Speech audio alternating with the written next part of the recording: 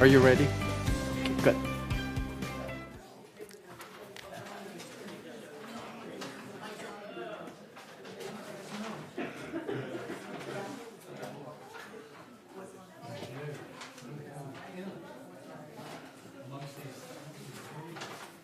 Okay. First thing first, would you make your cell phone silent, please? Thank you. I would like to announce that this is a regular open meeting of the Third Laguna Hills Mutual Board of Directors, a California nonprofit mutual benefit corporation. This is Tuesday, today, November 19th, 2024, 9:30 a.m. We are here at the Laguna Wood Village Community Center boardroom. Address is 24351 El Toro Road, Laguna Wood, California, 92637. Notice and agenda. The purpose of this meeting is to conduct a regular third board mutual board meeting in accordance with Civil Code 4930 and was hereby noticed in accordance with Civil Code 4920. As we establish quorum today, I'd like to call this meeting to order.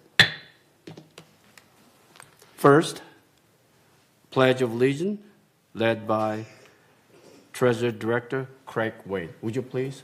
Thank you. Please stand and join me in the Pledge of Allegiance. Begin.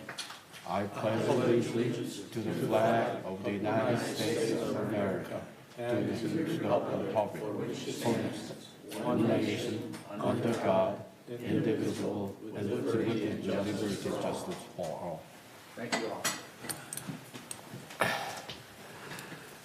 Thank you, Director Wayne. Now, before we start, I'd like to change the agenda. 5, chair report of chair. I'd like to make A, chair comment first, and then B, Laguna Wood City Council presentation by city manager. Is the city manager here? This item is time specific at 10:15 a.m. Okay. So we proceed as is, and then whenever he comes in, then we'll have him present. Okay. Now, Yes. Additionally, I did want to request if you guys could add the title under new business, election of officer, entertain a motion to open nominations, close nominations, and vote for second vice president. I thought we were going to do that in closed There's session. No, that's during open session. And there's a resolution Okay. to approve, but we have to formally add the opening and closing of nominations as well. Where? Under new business, it could be,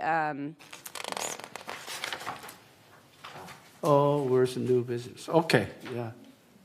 Yeah, entertain motion to approve resolution for election of officer. Yes. Okay, perfect. we got that. Now, item 3, approval agenda. Any motion to approve? Robert first and then Reza second. Any question or any objection? No? So we'll approve unanimous. Approval of minutes. A, October 15, regular board meeting. B, October 29. Can we do all at once or we got to do? Yeah. Okay. October 29, special open meeting. And then C, November 1st, agenda prep meeting. Any motion? Make a motion to approve. Reza move and second? Or Ruth? Okay. Any discussion or objection of approval? No? So we consider that is unanimous. Item 5, report of chair. I guess they are not going to be here on time, so we'll continue and then 10:15. 10, 10:15.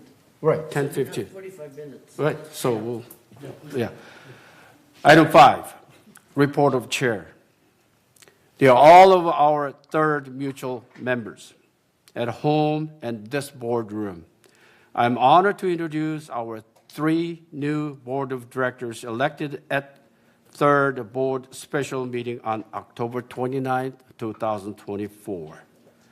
First, Director Peggy Moore, Director Donna Rain Zosdak, Director Steve Parson.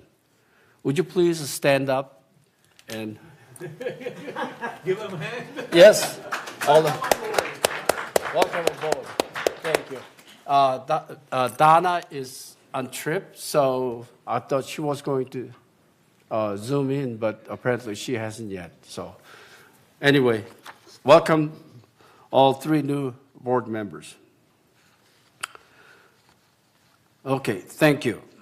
Now, I thought we had stolen a great director from GRF, which is Director Donna Sostak.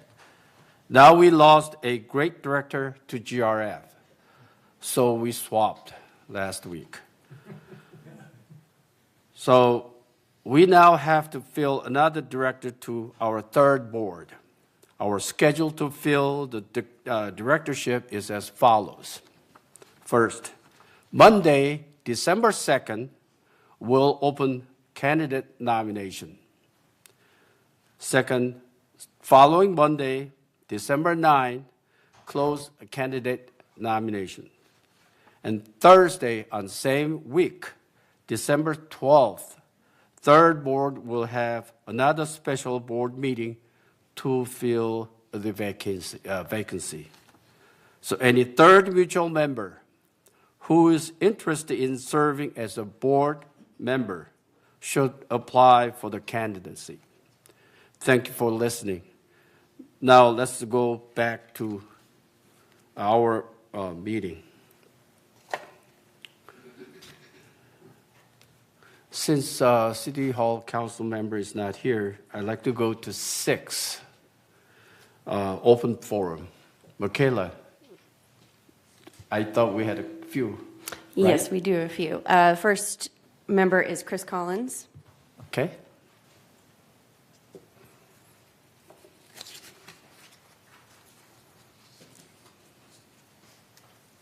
Good morning, Chris Collins, 3306Q.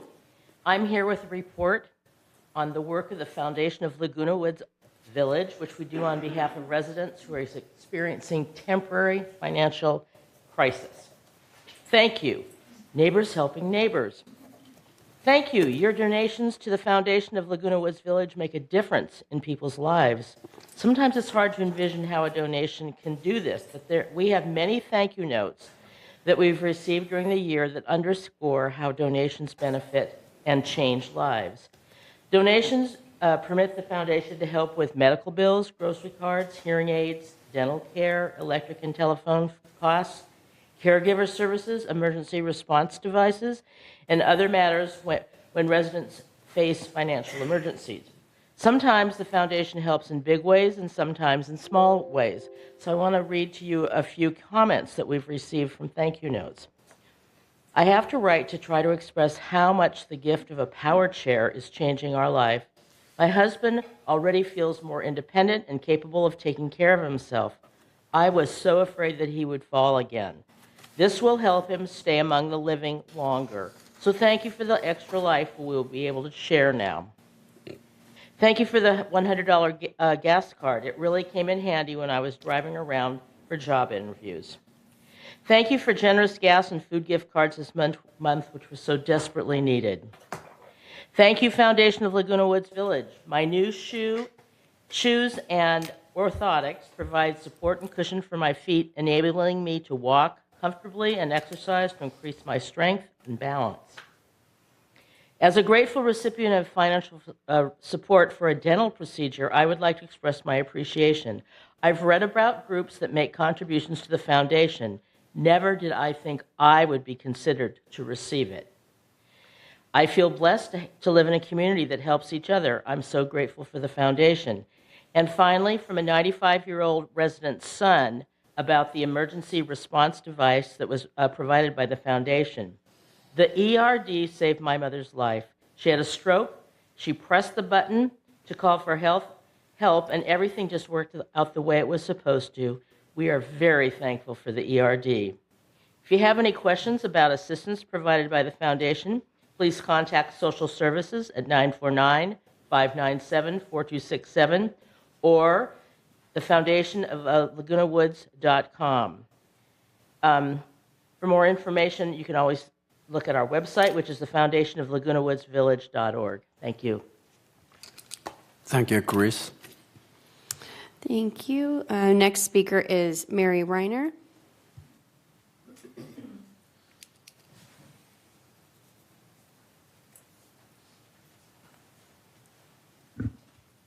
Hello, my name is Mary Reiner. I live on the cul-de-sac 333 off San Amadeo. And I've lived here for 8 years, and up until recently, I've been very happy with how everything has gone, and you all have done very well in taking care of us. But recently, I had some things happen that have gotten me very discouraged. The street light in front of my house went out the beginning of August, and having had that happen before, I reported it to Edison, and it got taken care of. So this time I called Edison again, assuming they would come and fix my light. Well, they didn't come, and when they did come, I happened to see the Edison guy. He said, "Oh, I can't fix it. That's you have to call your organization. That's your light. We have nothing to do with it." So I called Resident Services, and they said they would take care of it. Well, that was like the middle of August. Here we are in November. The street light is still not fixed. I've been calling different times to Resident Services, and they always have some reason or some idea of why it can't happen. Finally, at one point, they told me, "Well, you can't call Edison. We have to call Edison." I didn't know that. You got to tell us things like that. So anyhow, they then said they would call Edison. But see, nothing still has happened. And it keeps going on, and it's very dangerous because if you walk out my front door at night, it is absolutely pitch black. I have a white dog that I like to walk, and there are coyotes in the area. And when they were doing the landscaping, there were holes around, so there's a danger of people falling and getting into holes and things. But, nobody seems to care. You just keep not doing anything. Well, hopefully, we can get this resolved. I understand that there's a difference in who owns the light and who owns the pole. Now, I'm serious when I say that. We own the light, they own the pole. But the problem right now is with the pole, but nobody has convinced Edison that they have to get out here and fix this. So I am in 3.5 months with no light at night. And it's really dangerous because coyotes could try and eat my dog. I could fall down. When people come and like someone tries to drive in my driveway, you have to look out for the pole because the pole is right by my driveway. So you have to be really careful turning into my driveway. So it's always an adventure anytime I'm with someone who drops me off. So I would appreciate if you somehow would resolve this situation of what goes on when we own the lights and Edison owns the poles, because obviously you don't know what's going on and people aren't talking to each other. Thank you. I don't know why I missed that. I've been there for many, many dozen times. Finally, I fixed 0109T pole. I fixed it. I haven't fixed it. So, in fact, I was looking for someone directed me to pole that you had a problem in cul-de-sac 333. I will see you after meeting, maybe tomorrow. We will fix that. Thank you. There's a red. I know that. Just, I will have him fix it. Thank you. Next speaker is Zara Romero.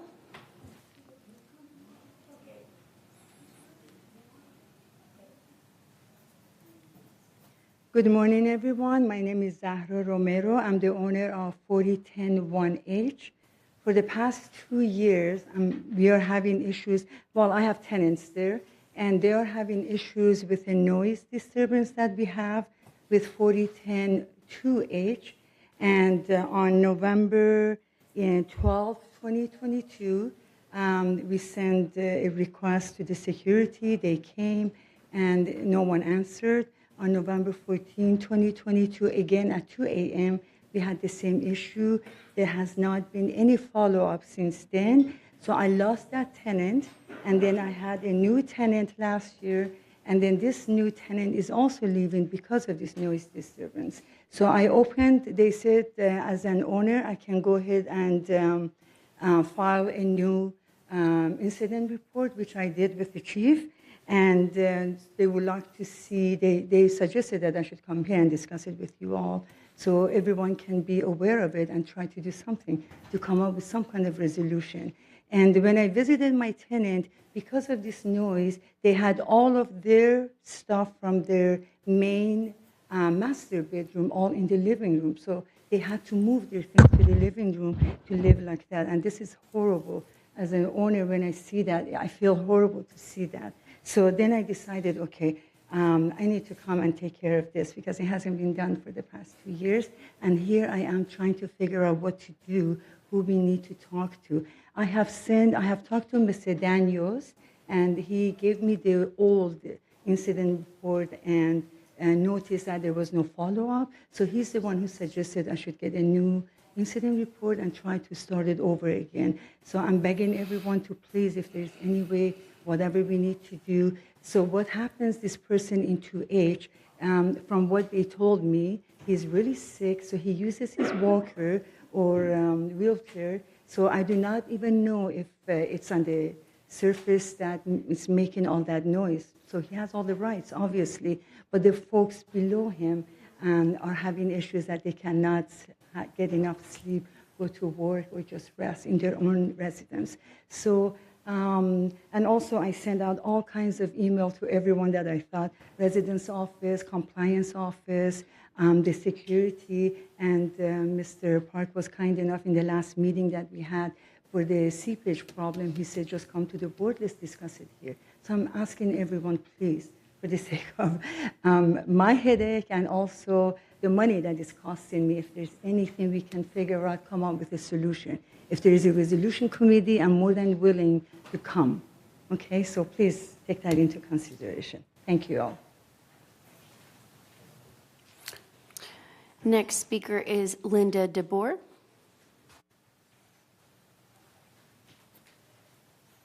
Good morning. I'm Linda DeBoer. I live at 3101 Unit C.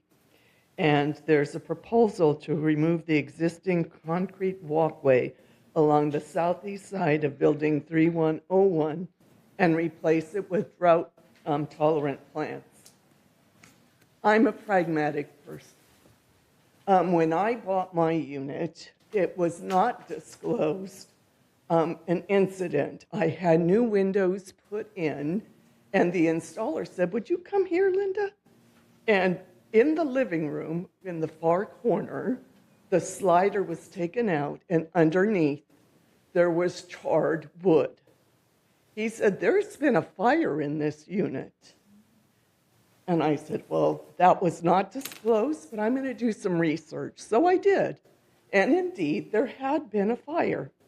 A woman who owned or rented the place was smoking in her bed, and the unit, the condo, caught on fire. And it spread all the way into the living room. So my concern is this sidewalk is essential for an evacuation route. So removing an existing sidewalk, to me, does not seem like a sensible thing to do.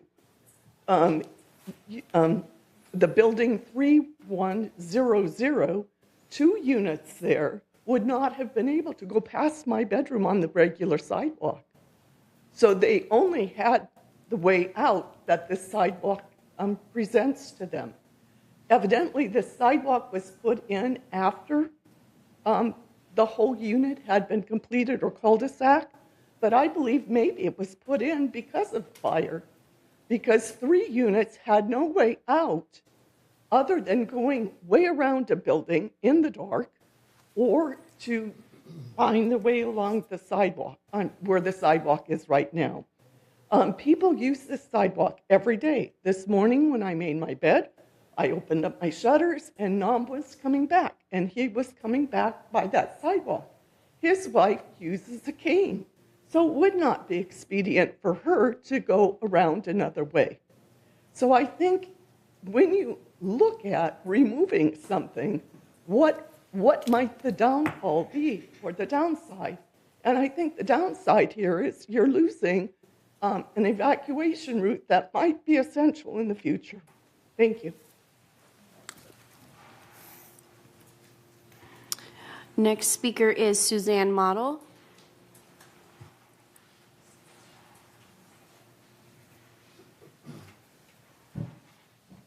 Good morning. I'm Suzanne Model. I live at 3314A San Amadeo, cul-de-sac 333. Members of the Third Landscape Committee are familiar with my litany of complaints regarding the new paint program re-landscaping project. Today, I will not protest my 11 weeks of lost privacy.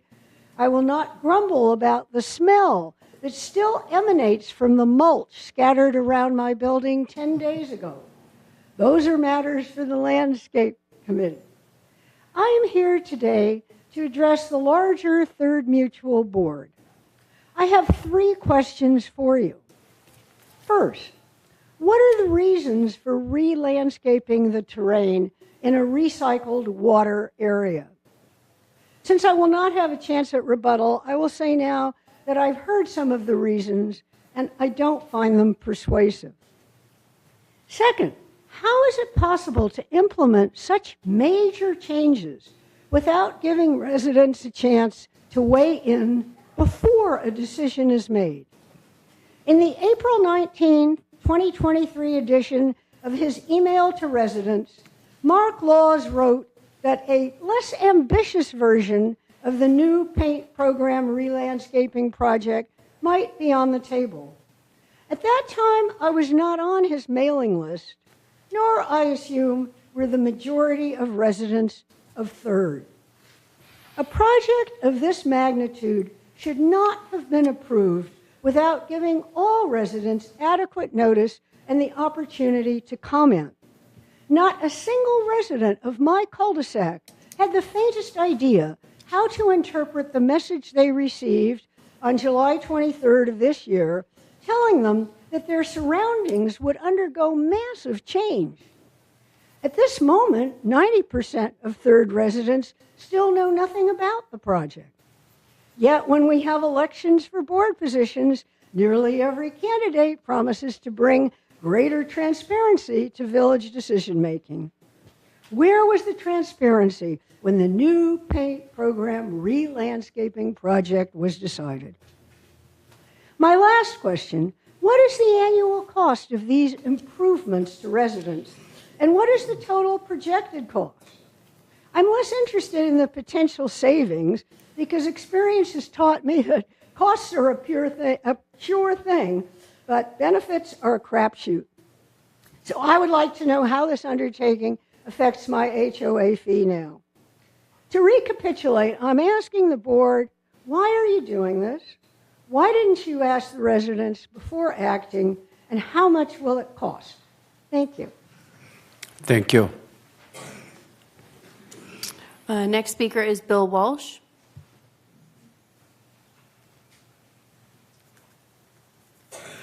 Good morning. Congratulations to the new board members, some of whom I know and have a long history with. I'm here again to talk about streetlights. Last Wednesday, there was a meeting in City Hall, and I'm curious to see if Chris Macon does come here and talk about that, where the county came down with federal funds. They have a federal, every 5 years, they get federal funds, and they go to different communities to see if these communities can benefit from some of these funds. And I'll let Chris talk to you about that. I didn't know he was coming today. But one of the issues that's near and dear to my heart were streetlights. And Chris and I had a little conversation. I don't know if you know it, but the city owns 30-plus streetlights in Third Mutual. They own 3 or 4, 5 in GRF, and they own over 100 in United. The problem is none of those streetlights have LED lights. And from experience in Third Mutual, the lighting was dramatically improved when the LED lights were put in. My suggestion is, and when you talk to Chris, you're going to have to probably do it board by board because everybody's got their own territory to deal with here. But figure out a way to get the city to replace the light bulbs with LED lights. Okay. The second thing, this nice lady here, I was asked to look at that situation about the bad neutral, and apparently, according to Bart Mejia, that's an SCE problem, Mr. Park. So the neutral is not working that's coming into the pole. Third Mutual owns the poles and the electrical wiring in the poles and the light fixtures. Edison is responsible for all the electrical conduit to the pole, okay? Lastly, I would recommend that at your MNC meetings that you get are they bi-monthly now or just still monthly? Are they monthly? Bi-monthly? That you get a report on light pole outages. And it would really be nice if that report were handed to VMS employees, because almost every time I call about light poles, there's a debate about whether it's Edison's issue or whether it's Third Mutual's issue. Anyway, that's my 2 cents worth, and thank you very much for your service. It's commendable. Thank you. Bye. Next speaker is Paul Dye.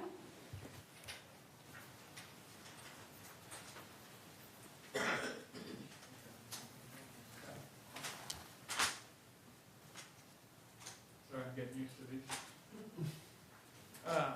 Suzanne, my wife, we're here basically to ask for reimbursement. We have a rental unit on 2136P. And when we were flying in from Europe, we had no idea, but one of our renters expressed a complete blackout in their unit. They did what we asked them to, is first call us, but we were in flight, so there's no way they could touch us. So the second thing I do is, because it was a Saturday, they called security.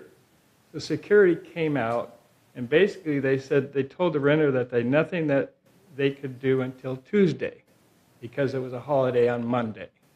And so they took that and went ahead. So when we landed, we got a text, and the text said that. We talked to them. We said, is anything burning? Make sure that everything is safe, because we don't want everything to go up on the building. They said yes. But in the meantime, they had gone into a hotel because they knew that there was no possibility of getting anything done until Tuesday. So then they came on, what was it? What was the situation, Suzanne? They came in on Tuesday. On Tuesday, they were supposed to come, but when I called Property Services, they were aware of the report, but they hadn't made any plans to come out and look at the electrical panel that was completely burned up. And they told me that basically it was up to us to get a personal electrician to come in and do the work, which we did. And because they were out of power from Saturday until Tuesday, and we couldn't get somebody in until that day. They came in late in the afternoon and hooked up, made jerry rigging so that the electricity would work for the lights in the refrigerator, but not the water heater or the heating of any kind or the stove. So that was fixed.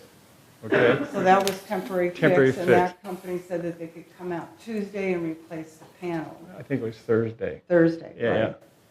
Right. On Wednesday, Maria from Laguna Woods, I don't know what department, called us up and said that they had an electrician in the vicinity that could come out and replace the panel within 15 minutes.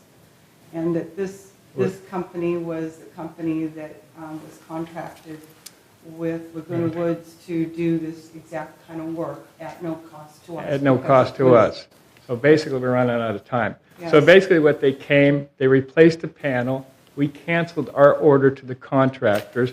And what we found out when we further into it is that the guard gave us, the renters, bad information. All he had to do is call your contractor. They would have came out that same day, fixed the problem, and our renters would not have had to move to a hotel, nor would we have to pay a contractor to temporarily hook it up. So the bottom line is we're asking for reimbursement that cost that through $309 for the cost of the contractor to come and $555 to put these people up when it was not necessary. So we're just looking for reimbursement for this. And also, hopefully, somebody can make the communication between To the guard and to the everybody guards else. and whatever the chain of command is to avoid this kind of thing from happening. This personal contractor came and says they do 2 a day in this area because it happens quite frequently, so they have all the stuff. Thank you very much. Thank you. And then final speaker is Renee Greenman.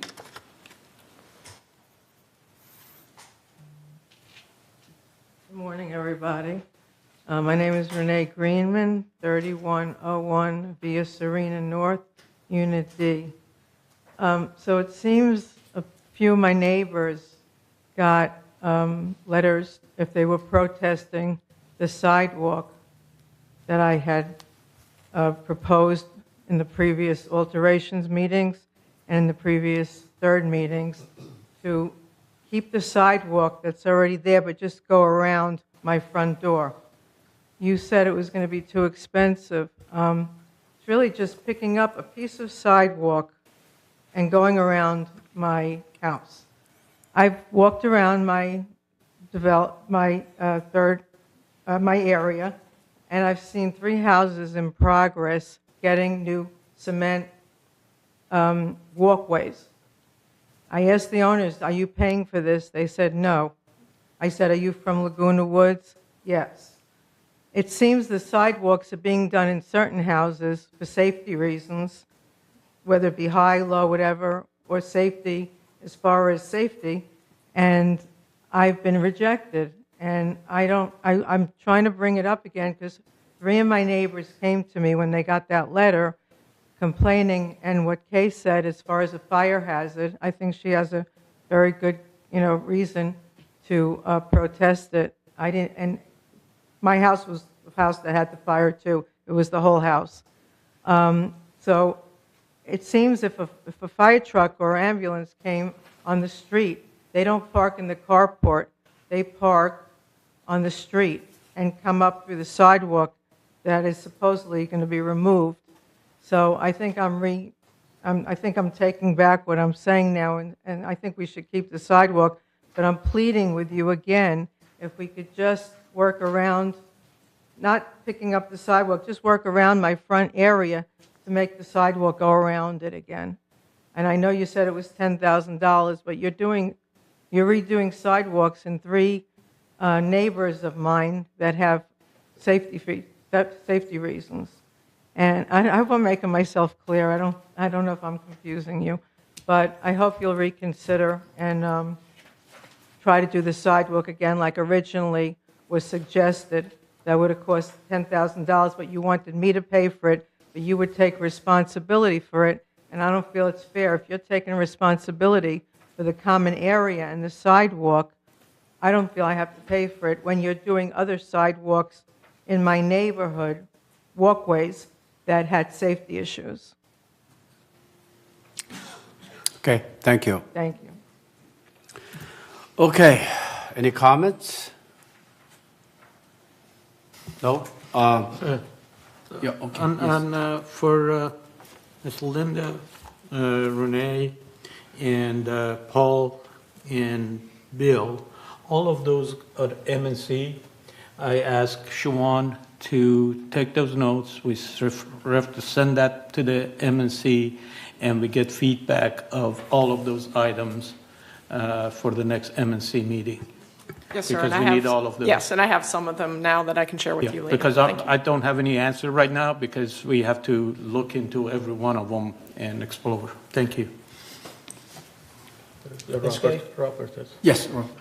I guess, Reza, in relation to the 3101C, if my recollection is correct, the M&C committee recently approved removal of that sidewalk and replacing it with turf-tolerant material. Correct. So is that in front?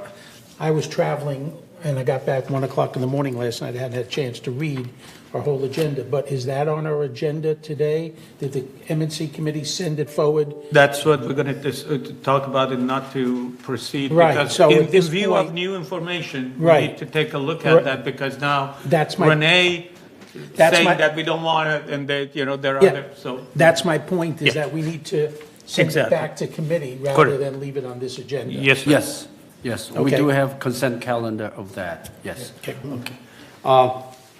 I do have some question regarding Paul Dye. Who owns electrical panel, Shiva?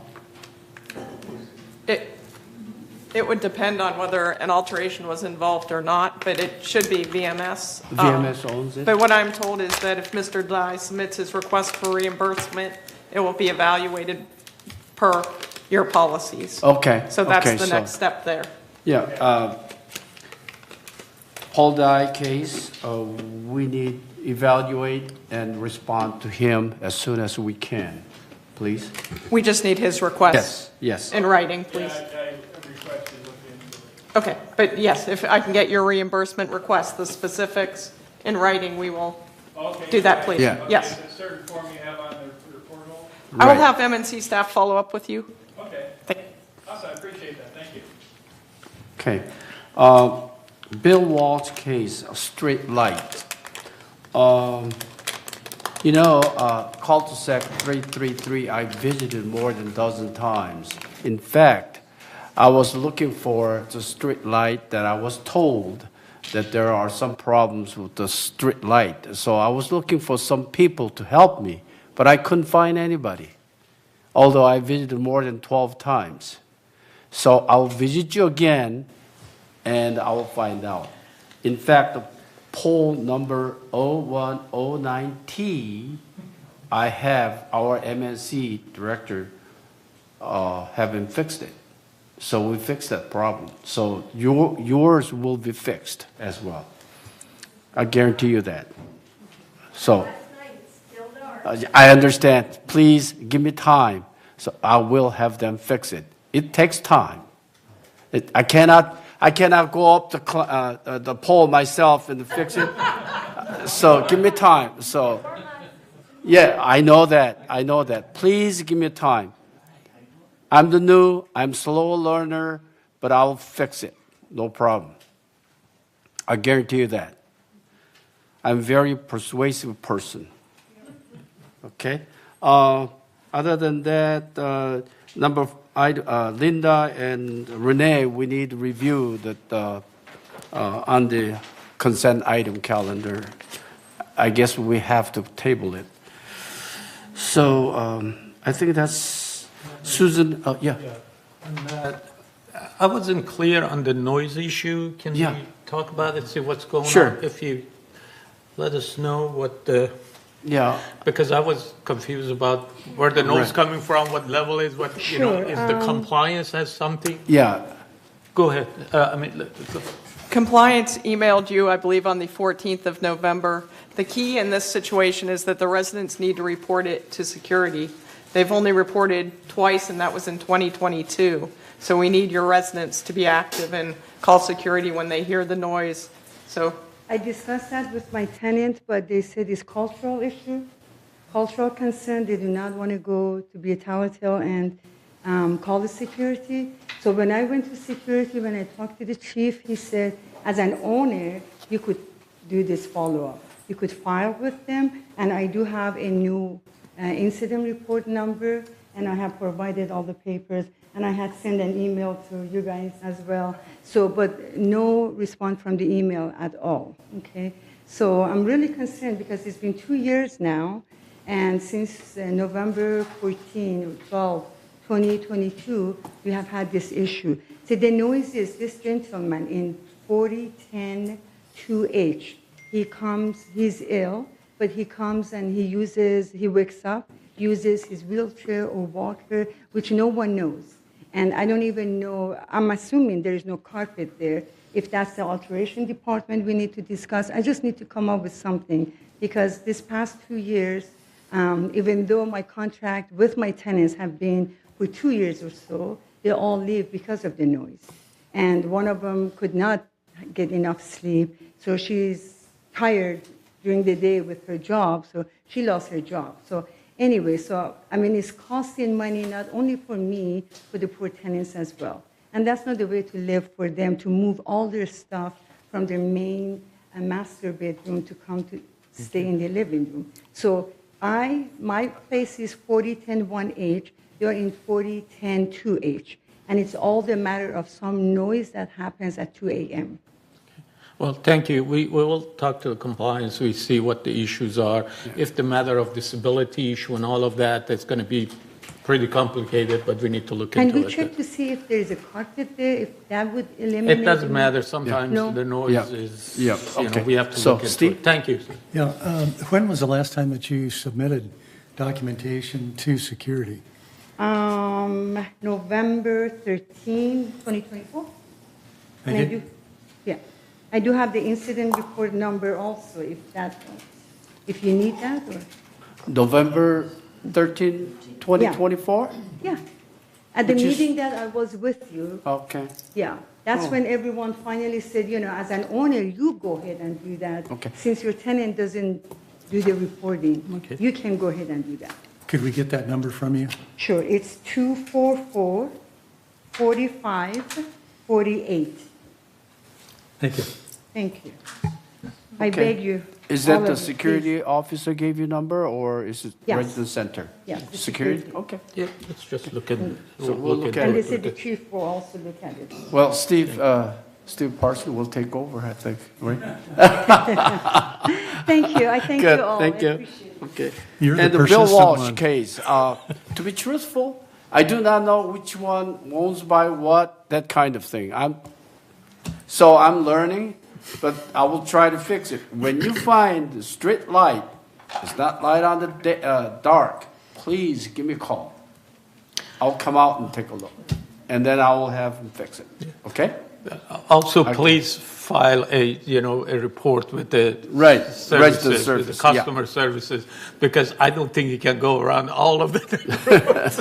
So if we have a number that is Yes. registered, then we can follow it up. All residents, I'm telling you, when you see dark at night, street light is not on, please call security or report to resident services, 24-hour service.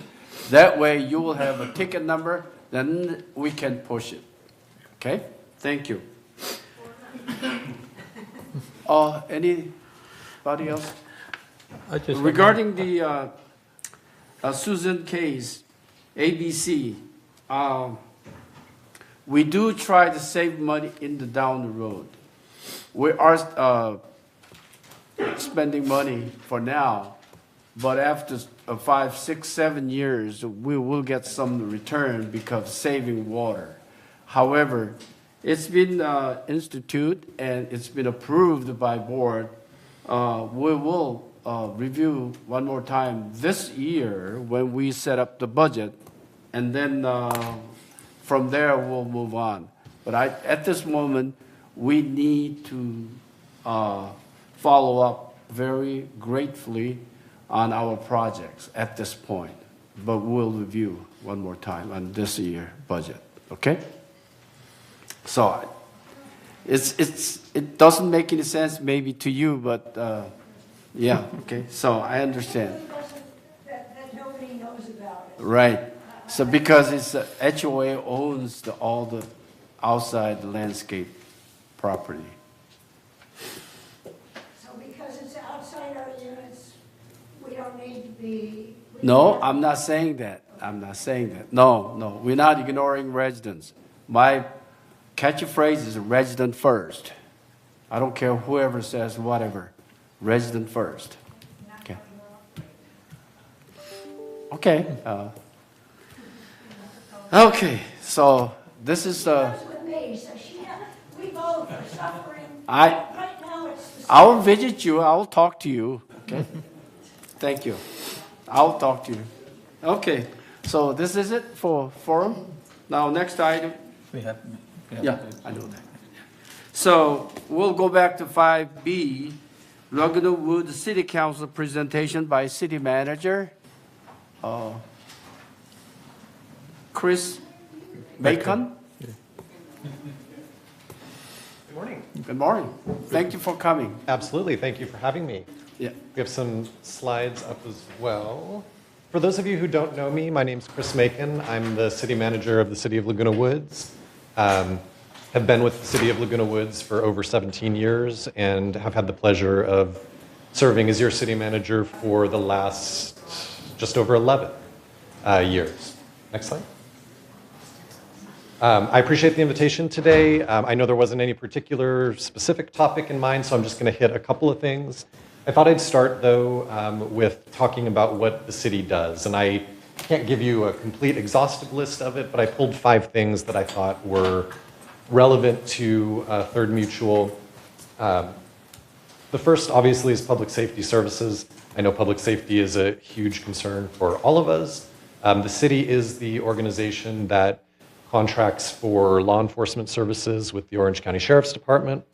We also are a member of the Joint Powers Authority that provides fire protection services here, the Orange County Fire Authority.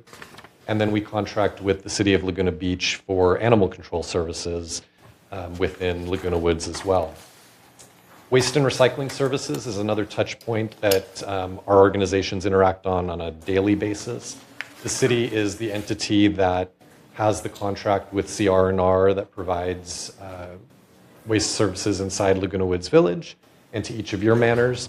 We also have a separate contract with WM Curbside, sometimes referred to as at your door special collection services. This is how we dispose of household hazardous waste door to door. We operate a battery drop-off program at City Hall. You can also bring Sharps waste to City Hall. So it's kind of the non-traditional solid waste stream. We are also responsible for maintaining and operating the public streets in Laguna Woods, so El Toro Road, Moulton Parkway, portions of Ridge Route, and Santa Maria. Those fall under the city's jurisdiction. That's not the only public property we have. We also operate Woods End Wilderness Park. We have City Center Park, and then we, of course, have the dog park on Ridge Route Drive. And then I heard some comments about street lighting. We also have 31 street lights that the city owns and operates within Third Mutual. Building permitting is another kind of common touch point between the city and Third Mutual, where Third Mutual is responsible for enforcing architectural standards and policies adopted by this board. The city's responsibility is to enforce statewide building codes. So no matter where you live in California, you're subject to the California Building Standards Code. The city is the entity that enforces it. Very importantly, we do not create that code. That's a statewide body of regulations. Our responsibility is to implement it here at the local level. And then finally, land use and zoning control. That's another really key role of cities. State law requires that the city adopt standards for the general distribution, location, and extent of land uses within our jurisdiction. So you can think about this as the what can go where question, right? The city is responsible for adopting a land use map and a zoning map that identify the types of businesses, the types of land uses, whether that's commercial, residential, community facilities, open space, the list goes on and on. We come up with the list of what's allowed to be built where, and then obviously when something is built, we go back to that building permitting item and are responsible for making sure that they get constructed in conformance with state law. Next slide, Michaela. Wanted to give you kind of a practical example of that. I know you've probably seen the northeast corner of Moulton Parkway in El Toro, where the Moulton Auto Spa used to be. There's a demolition project underway right now. On the screen is a rendering of what will eventually be there. This is a conceptual rendering, but it's substantially accurate. The property owner actually received city council approval 2 years ago to demolish the Molten Auto Spa and build a new shell car wash and gas station at that location. They have worked through some financing issues, so 2 years later, they're actually tearing down the building. Very shortly, you'll see a new building start to rise out of it. There'll be 6 fuel pumps, there'll be a roughly 1,700 square foot convenience store, and then there'll be a drive-through automated car wash as well. So it won't be the hand car wash, but you will be able to drive into a tunnel and get your car washed. Those kinds of projects are things that the city is responsible for overseeing the application process for, and then again monitoring the construction. So we'll have inspectors out there on a near daily basis, making sure that that building and the canopy and the car wash is built in conformance with state law. Next slide.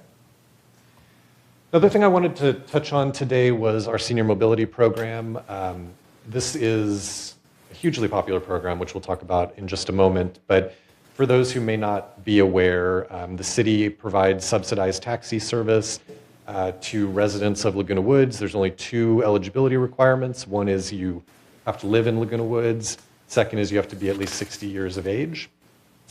We offer, with our partner California Yellow Cab, dramatically subsidized fares for transportation. There's some examples of those fares on the screen there. Some are $0 to the Irvine train station and to City Hall.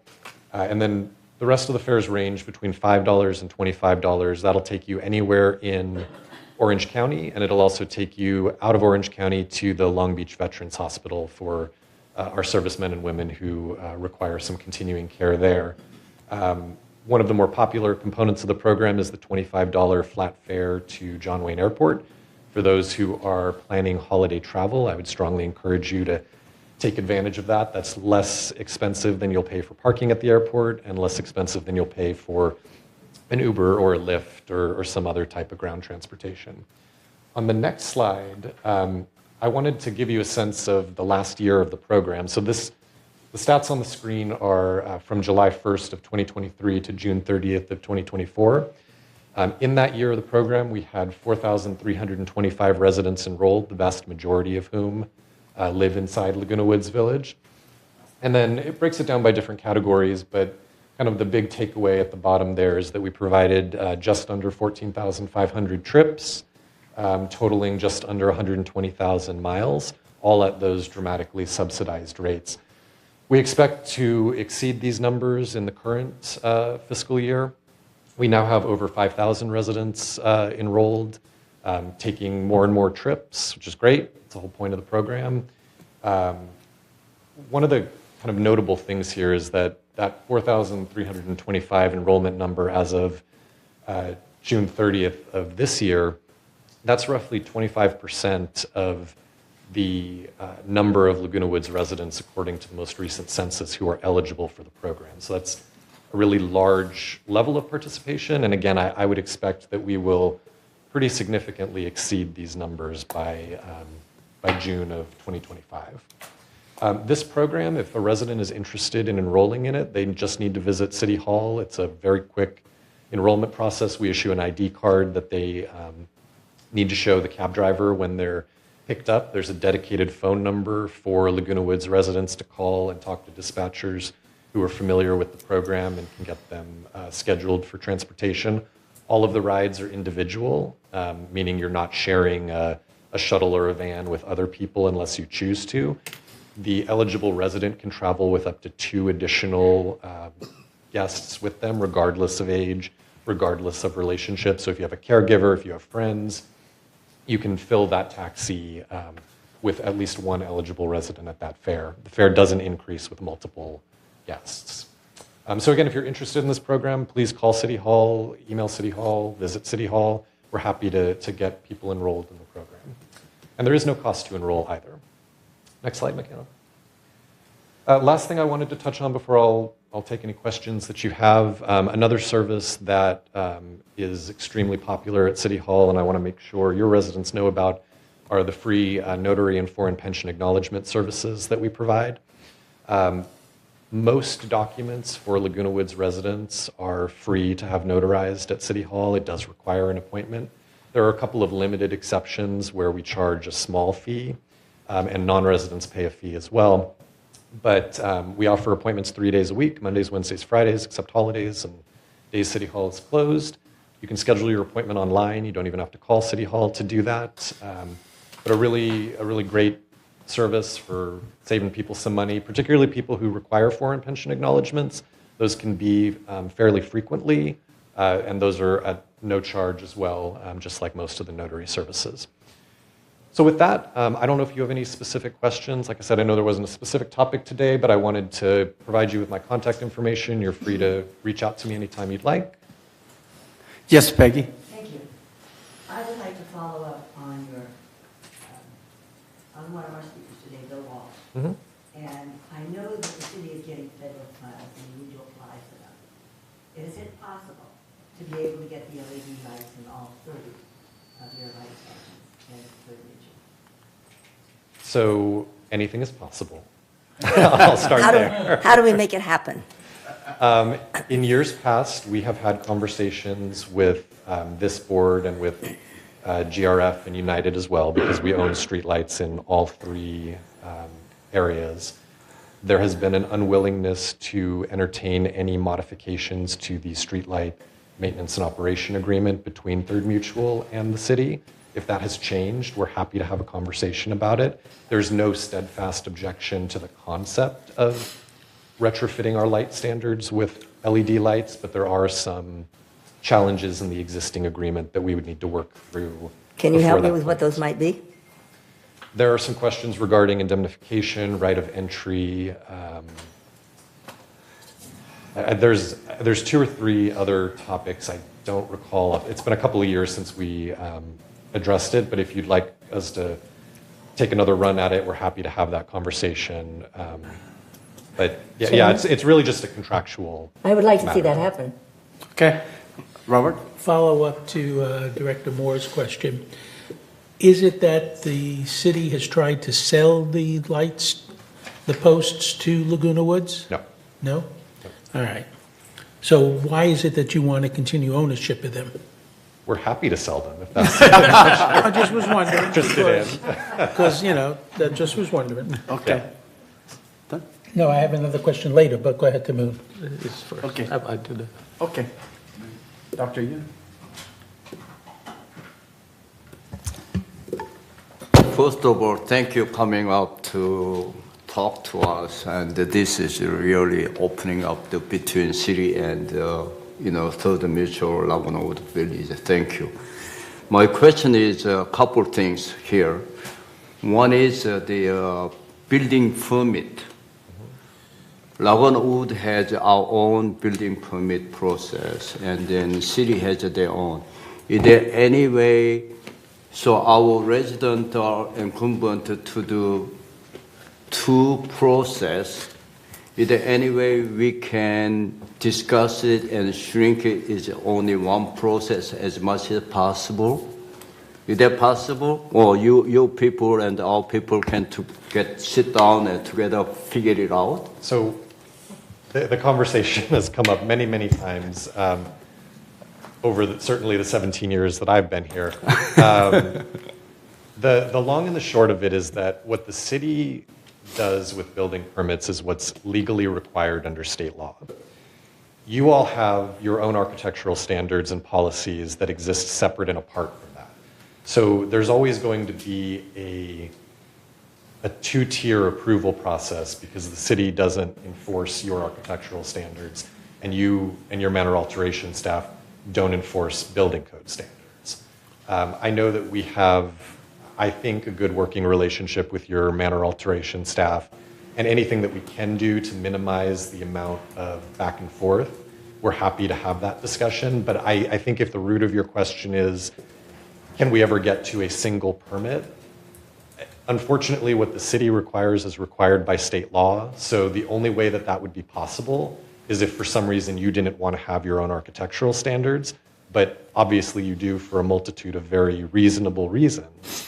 So I think you're always going to have 2 systems. I think what's better to focus on is how best to coordinate between the 2 agencies and make that process as seamless and easy to manage for residents. that's certainly something that I think we're happy to be a part of the discussion, and I know that our building staff and your manor alteration staff work together on that pretty closely.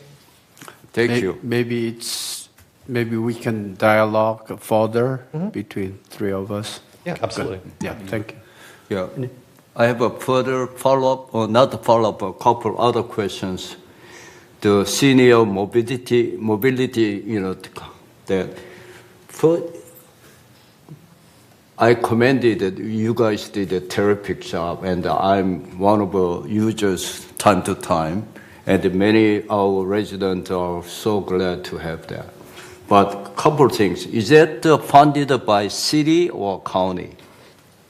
So it's funded by a couple of different sources. The city does contribute general fund monies to it, so some of the funding is from the city. We also provide the staff support for the program, but don't directly charge it to the program, so there's some in-kind support. And then a portion of the funding does come from Measure M2 OC Go, which is the half-cent transportation sales tax that applies countywide. So we do get some monies through that as well. But candidly, in years past, I would have answered and said, aside from the city's in-kind contributions, we're funding it entirely with those regional transportation funds. Because demand for the program has jumped so significantly, the City Council has made the decision to make up the difference with general fund dollars. So it's a mix at this point. Does the city have some maneuverability, flexibility? What I'm asking is, I understand that this program does not include inside Laguna Wood Village. It does. It does? Yes. So you can get picked up at your home. You can. 10 miles. You can take trips within Laguna Woods Village if that's what you wanted to do. But yeah, we provide transportation everywhere in Orange County, including Laguna Woods, and then to the Long Beach Veterans Hospital. Thank you. Clarify. I was lied to by some of the GRF members. And I've been pushing that for a long time. Okay. Thank you. Second one is, that clears so many things. Okay. And let me spill the bean. We spent about 1.7 million annually for our mobility inside the village. So we try to save some of the money. If you provided, we are providing same service, almost same service, then why we have to spend that much money? Okay, we may share with you, but we're trying to save some money. Thank you. Second one is... Just to clarify, that obviously there's some policy questions in there that I won't touch on, but just to be clear, we don't provide a fixed route transportation system, so there is a pretty big significant difference between I your understand bus system that, and, but I think it just certainly deserve another discussion between city and ourselves to try to eliminate the duplication, save some money. Okay. Another question is, sorry, sir. When I used it, on my return, I made a reservation. They didn't show up. So it made a big disaster.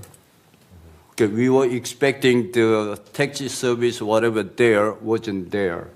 So I had to call them, and they said, "Oh, we didn't know." Point of order, President. Yes. May I call?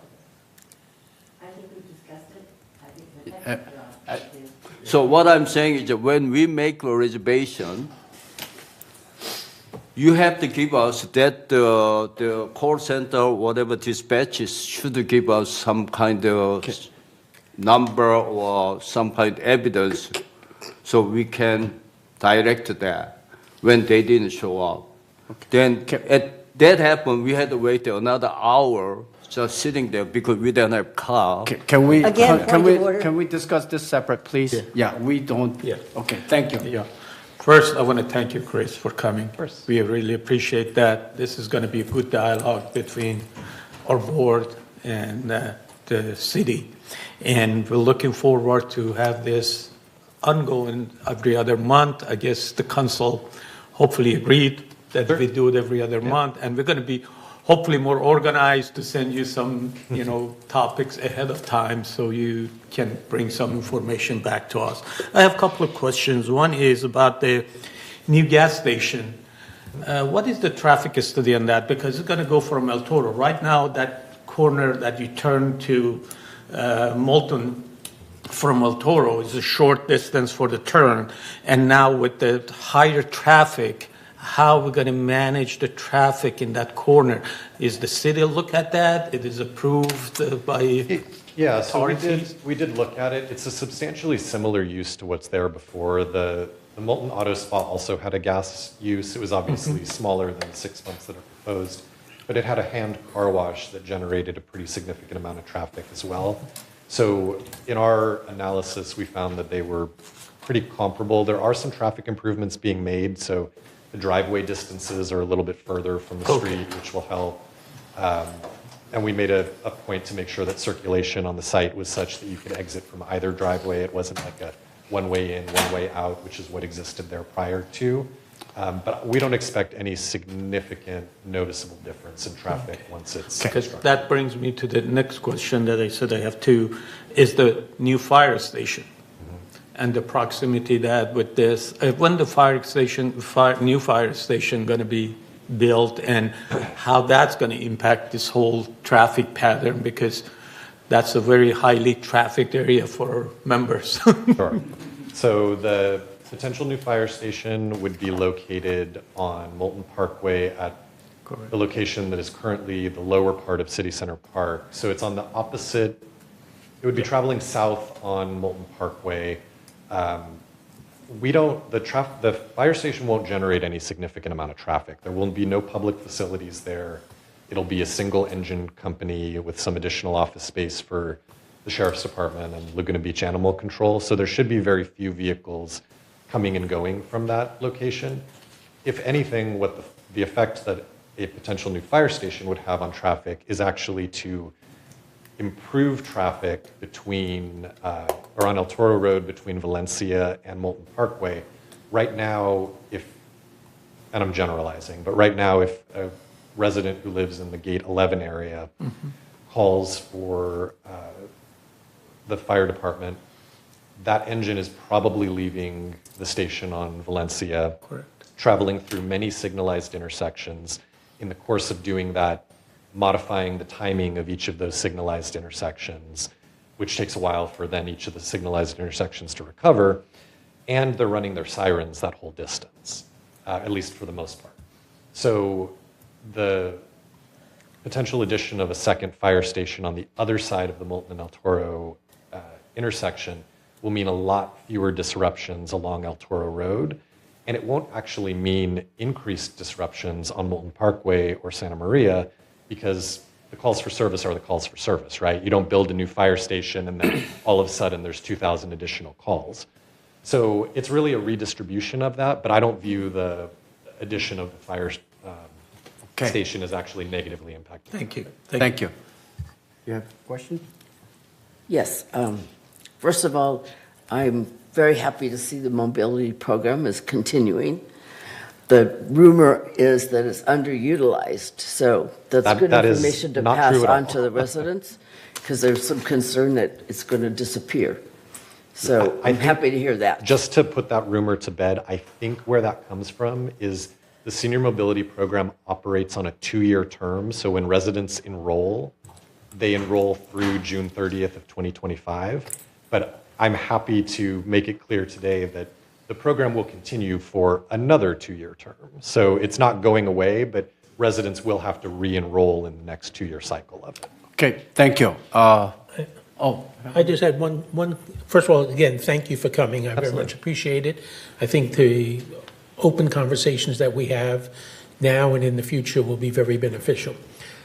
I would like to ask that the next time somebody comes back, that we have a more in-depth discussion, explanation regarding the waste management, because the contract that the city signed showed some exorbitant jumps in the cost here in the village.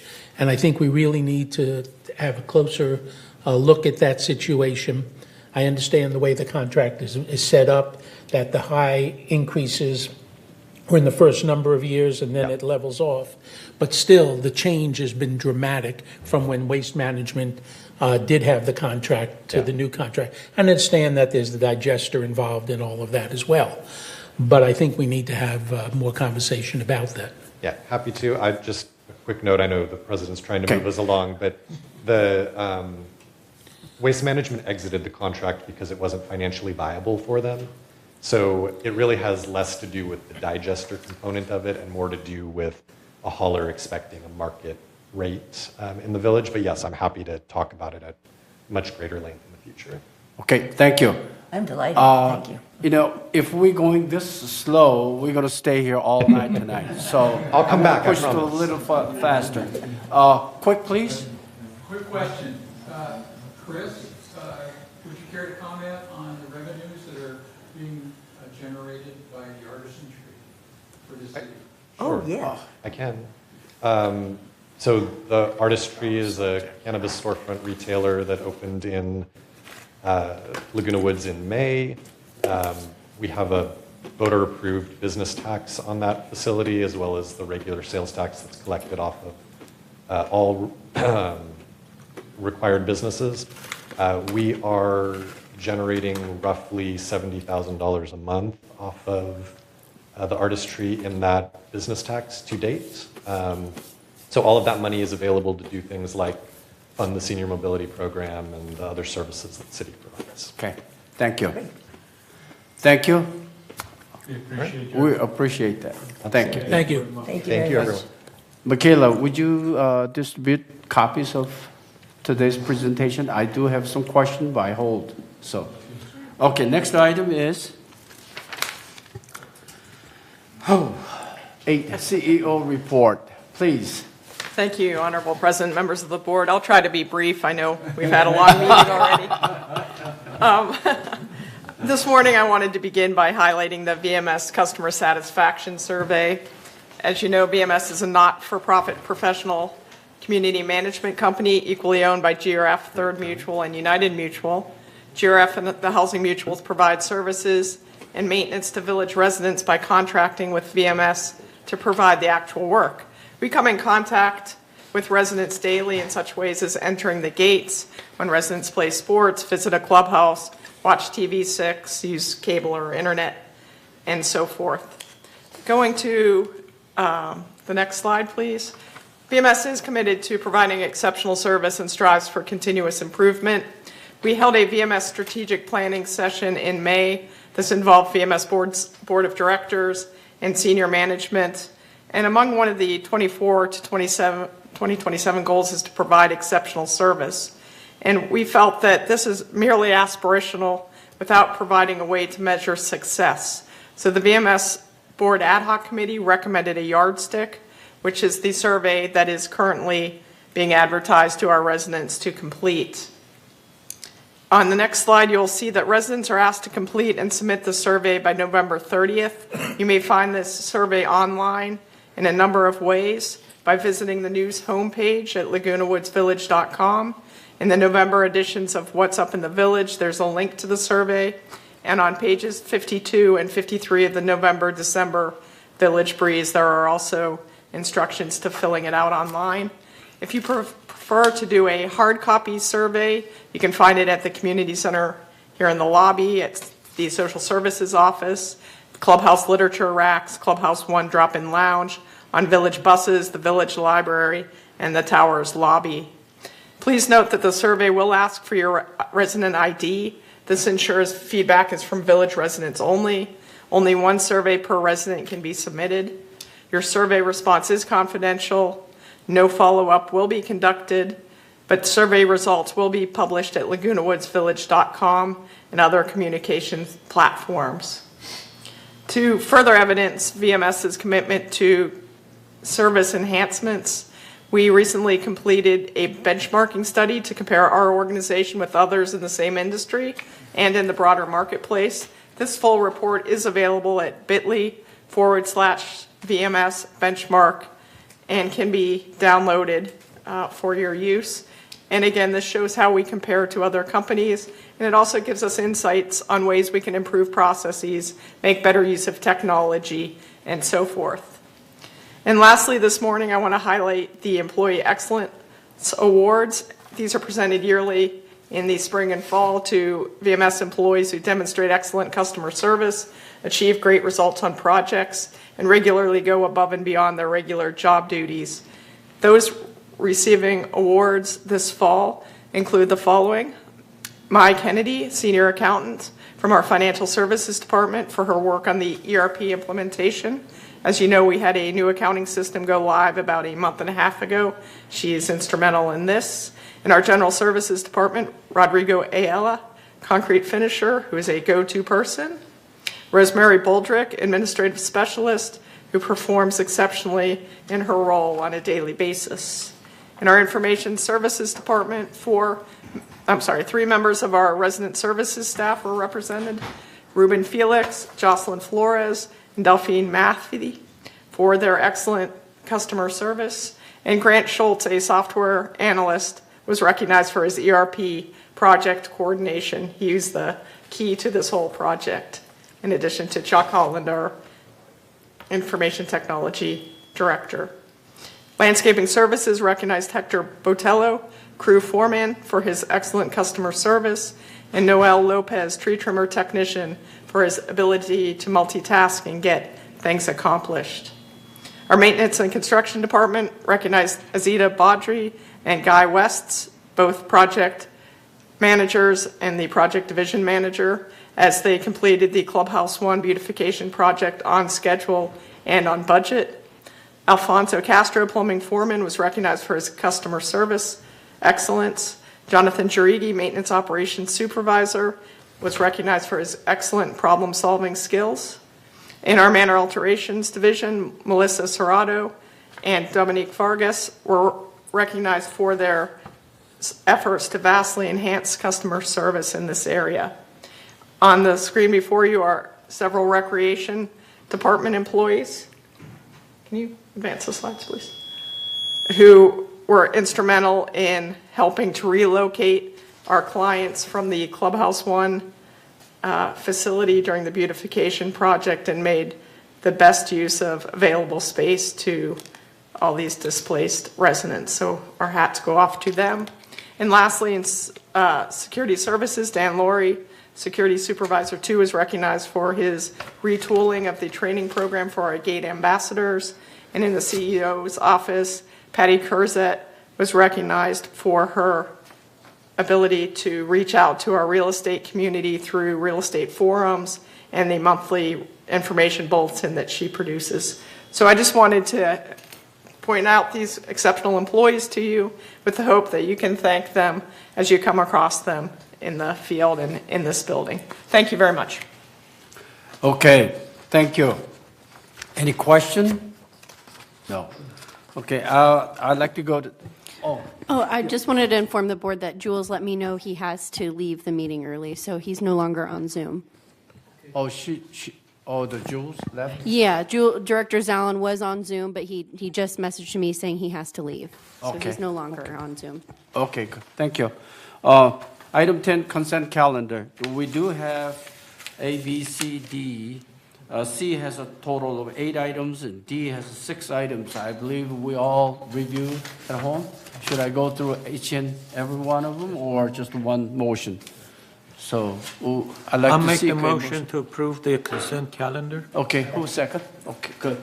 Reza first, and then Steve second. So, any question or? I just have one question. Sure. And it has to do with the general position regarding common area and the fact that so many of these recommendations are giving away common area. And I really have some question regarding that. I don't know that that's necessarily an appropriate thing that we should be doing. Okay. So, I think we discussed that these are not common area, these are exclusive use common area, so that's a difference. No, So I just well- want to make sure, they're here, you can help me with that? Because I thought these are all exclusive use common No. area.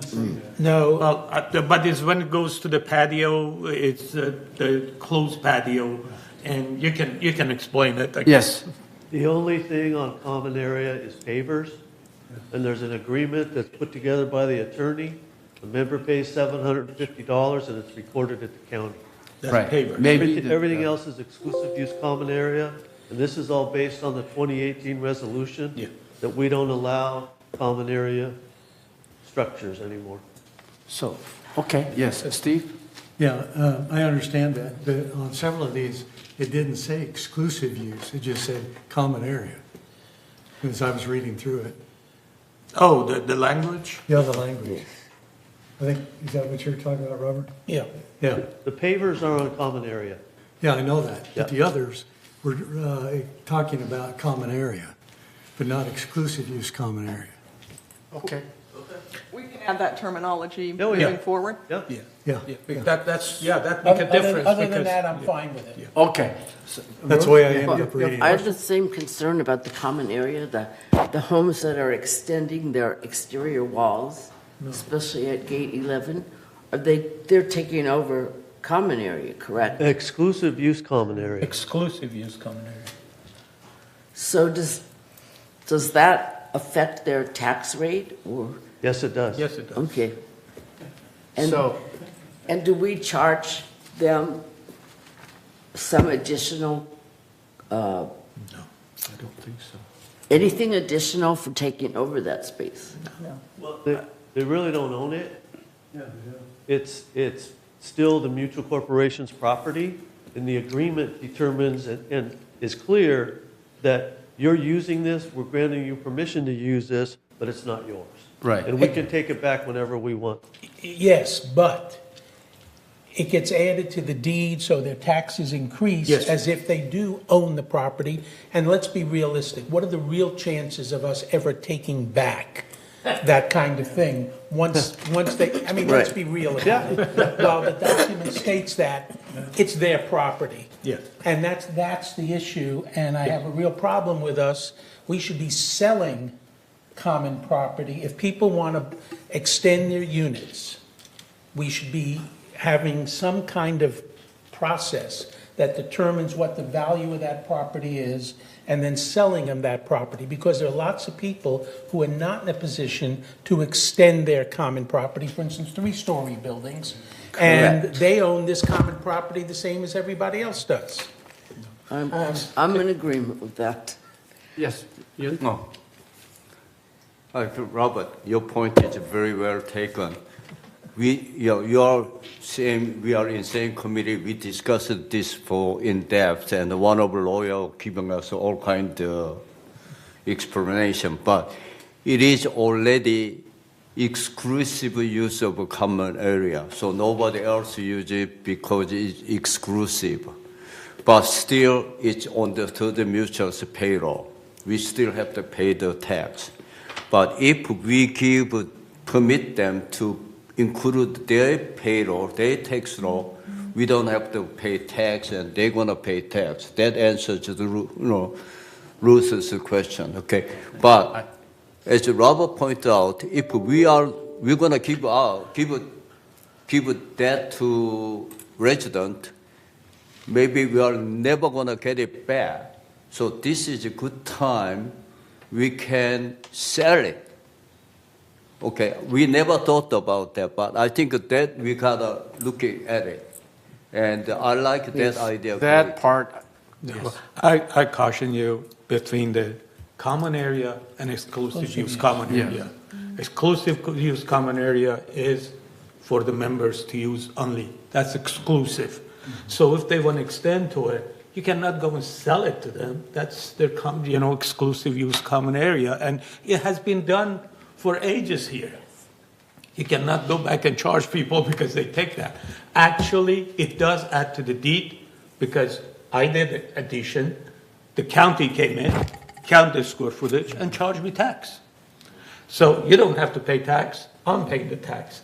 But that's, I'm not the only one. I think several people here have done that. So, but common area, we are not, selling common area, that's different issue. And I don't think we are in that business of No, I selling don't think common so. areas. Okay. Yes, Thank you. Steve? Go ahead, she was first. Okay, yeah. I Peg. agree. Right, My okay. Fellow board member, I extend it as well. And mine is approval of the city. It is known as a room addition, and it was long before some of these rules went into effect. So I am a believer that we have to learn to update our rules to accommodate people coming in here. Laws are changing, people are changing, we're getting younger generations, and they're going to want to make their homes look good. And I think everybody benefits. That's my take. Okay, Steve? Yeah, I probably need to revisit this whole thing. It's my last time being familiar with it. It's about 4 to 5 years ago. And at that point, it was determined that our CCNRs stated that you had to have general membership approval before you could give away common area. And that's common area. I'm not talking about the exclusive use. Okay? And that had to come for a vote. We tried it twice, and it was turned down as part of a provision of updating. Yes. A year and a half ago, 2 years ago, third board gave, because I was watching the architectural committee and then it was approved by the board, gave individuals the right to expand their exclusive use area into the front common area, extend the wall 8 feet by 12 feet, and take over the common area in front of their unit. And their explanation was, well, there'll be less maintenance for the landscape people, and that was approved. And then another one that was approved was somebody was unhappy with their driveway being at a curve, so we allowed them to straighten out their driveway. I'm just giving you two examples that were approved by this board that actually changed, well, and the driveway's still the property of the mutual, but the courtyard that was extended became the property of that homeowner, and they took common property, and that was 2 years ago by this board. I understand that, but I hope we don't sell our common area to any individual, even So you'd exclude. rather just give it away? No, I'm not.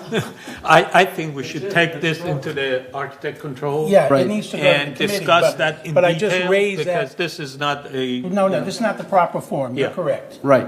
So let them discuss at the ASC committee. Yeah. So It's on your we'll agenda. take care of that. Okay, I will. Thank you. Okay. Yeah. So let's move.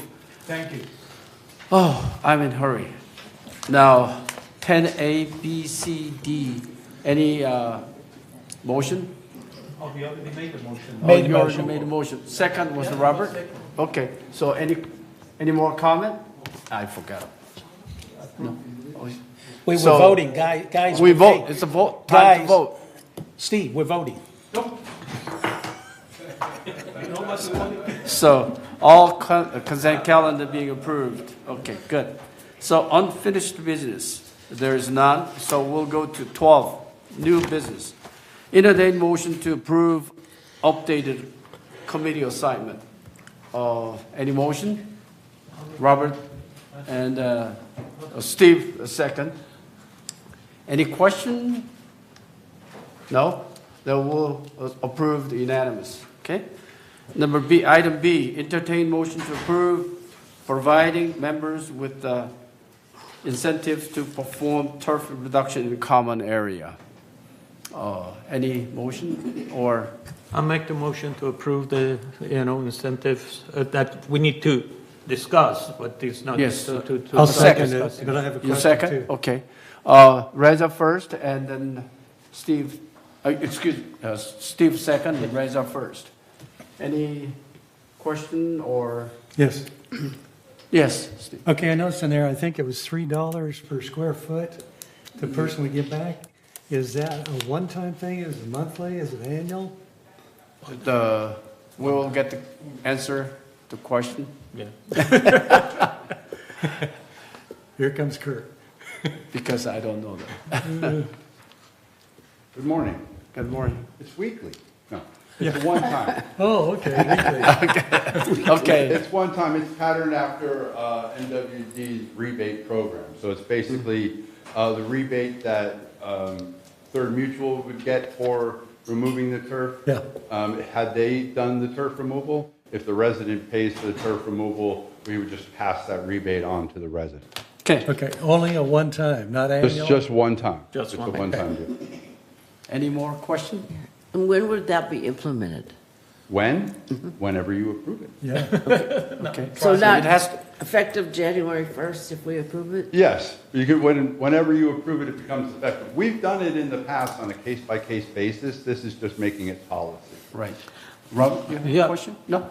Also, Okay. I want to make sure that this is not the nilly-willy, that they're just going to remove the turf and do whatever they No, want. there's a process in Exactly. here. There's a Right. step-by-step process in here. We to do go have through a it. process. Yeah, They we have to have a go through the process. procedure, and Yes. landscape committee will approve that. Okay? Okay.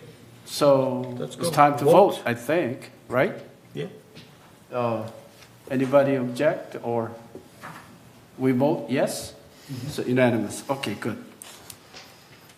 Now, item C, entertain motion to approve building 3101 walkway realignment. I'd like to recommend we send this back to committee. Yes. Yes.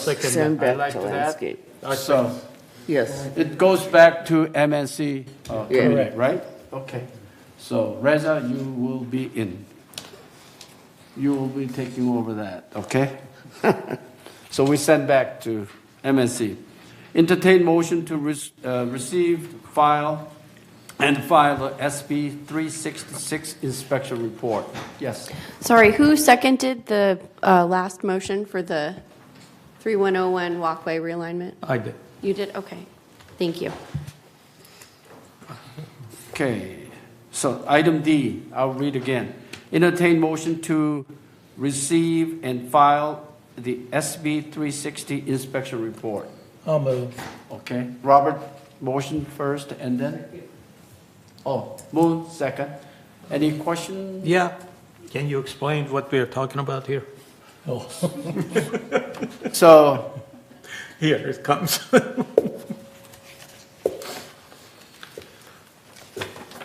Good morning, Board of Directors. Yes, this is, we're in compliance, the mutual's now in compliance with the Senate Bill 326, which is an inspection of all the exterior elements, meaning stairways, balconies, and things that are raised and attached to the outside of a building. And so by 2025, January 1st, we were required, or the mutual's required to inspect these elements. And we just wanted to report to you that you're within compliance of that Senate bill. We've done all the inspections. We have the report filed. It's 3,500 pages. We could probably print it out, but it would be better if it was put in an electronic version. And so you are within full compliance, and we just wanted to report that. So this is in addition to the balconies that we were inspecting? No, it is the same thing. Is it the same thing now They kind of extended? nicknamed balcony inspection, but in reality, it was all the exterior elements that are raised and attached to the outside. yes, Peggy first. How often is this supposed to be done? This is to be done every 9 years, so you're probably looking at 2034 before the next inspection cycle. And the percentage that you found had issues? So out of 118 buildings, 35 required structural repairs. And the age of our buildings, do you think 9 years is too long or an adequate amount of time? No, I think it's, for instance, the painting cycle used to be every 10 years, and a part of that painting cycle was to do an inspection of these balconies and other of the elements that are wood and could be exposed to dry rot. So, you know, in reality, you had that program in place long before this Senate bill. You were maintaining your buildings very well. So balconies were done at the times the buildings were painted? Yes, and that is true for today as well. They're still inspected by our in-house crews before they apply new paint over the building. Okay, so that should probably be part of our reserve. It is in Okay. reserves. Okay. Yes. Steve? Yeah, who's doing the structural repairs? So the structural repairs is being done by outside contractors, and we do competitive bid for those. Is it the same as the inspection company? No, the inspection company is just inspections, and then any repairs that they identify, we put on a list for repair. Okay. And what is phase one? I noticed that was in here. Because the way the board chose to approach this was in a phased way. So instead of doing everything in 1 year, they did it in like 3 or 2 consecutive years to have the inspections completed. And it goes to budgetary. Okay. In closed session, I'll give an update from CAI on this. Okay, so I do have a lot of questions about this, but my question is, do we need urgent repair on these 35 items? No, so Okay, there were no that's- life safety issues identified. Okay. If there had been, we would have had 15 days to Right. tackle that, yes. Right, okay, thank you. So we can adjust our budget for that, I think, right? Correct. You can adjust your budget however you wish to. Right, good, thank you. Thank you. Any more questions? It's vote time, yeah? Let's vote. We accept the vote, good. Yeah. Now, last item on the new business. Entertain motion to approve resolution for election of officer. That is, we have a second vice president opening, so I'd like to seek a nomination. Well, let's approve it first before we seek nomination. Approve this first. Yeah. Okay. Yeah, we just need a motion to open nominations. Oh, open nomination, yes. Let's seek open I'll nomination. second. Moon first, and then Reza second, the open nomination. Yeah. Now, who's We going to all nominate agree, who? vote, we all agree, I guess, right? We got to vote. Anybody? After nomination is done, we open the nomination, then we can start nominating, right? Yes. Okay, so Reza, you nominate? Yeah, I nominate Robert Muchnick for the second vice Who's the president. second? Okay, so Moon second. So, any question? No? Robert needs to accept. Yeah. Yes. Okay, good, thank you. Louder. You have to say louder. Oh, yes, I Okay. accept. Louder. Can you stand up? You can stand up too. So, Robert accepted. So, any question or against? No, you had more nominations. Got it. Any nomination? I make a motion to close nomination. Okay. I'll second that. Okay, second. Oh, you second? Yeah. So, we vote? Yes, Let's vote. by acclamation, nobody else. Okay, we all vote. Well, I abstain. You have No, to you can't. abstain. You can vote yourself, right? No, You don't have to abstain if you don't. Yeah. Okay. So we have a new second vice president of Robert Muchnick. Thank you. Okay, come sit here. Thank you. Now your role is going to be really heavy, I think. Thank you. Don't scare him. Oh no. Okay. Now before we go item 13, I think we need a 5-minute break. Oh, really quick, I'm so sorry. We do have to have you guys approve the resolution, the appointment of officers. If Ruth wants to read that resolution, there's a resolution in your packet. Oh.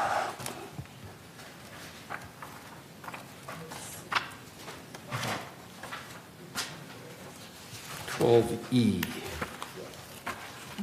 You didn't approve that?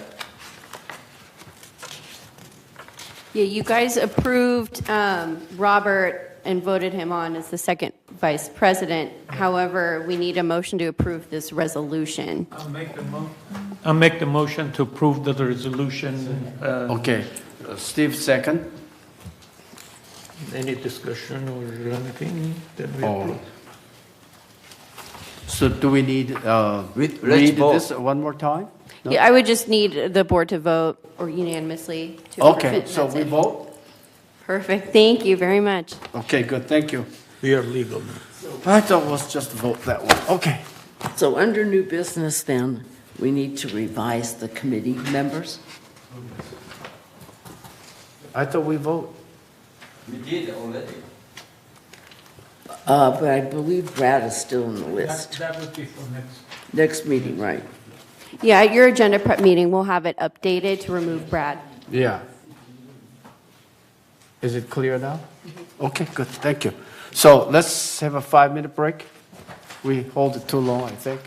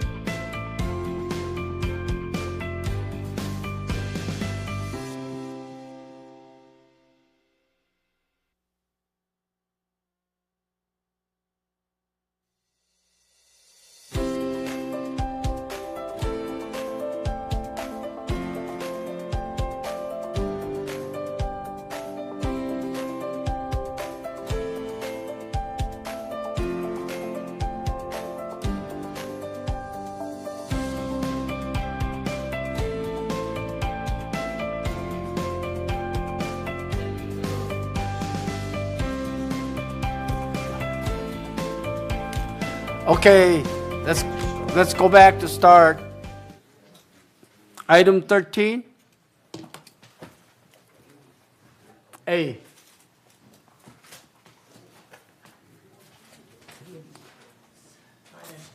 Finance Committee, Dwayne, please.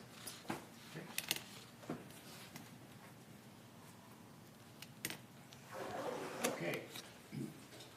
Through the reporting period of September 30th, 2024, the total revenue for third was $36.2 million, compared with expenses of $32.9 million, resulting in a net revenue of $3.3 million, as you can see at the bottom of this chart.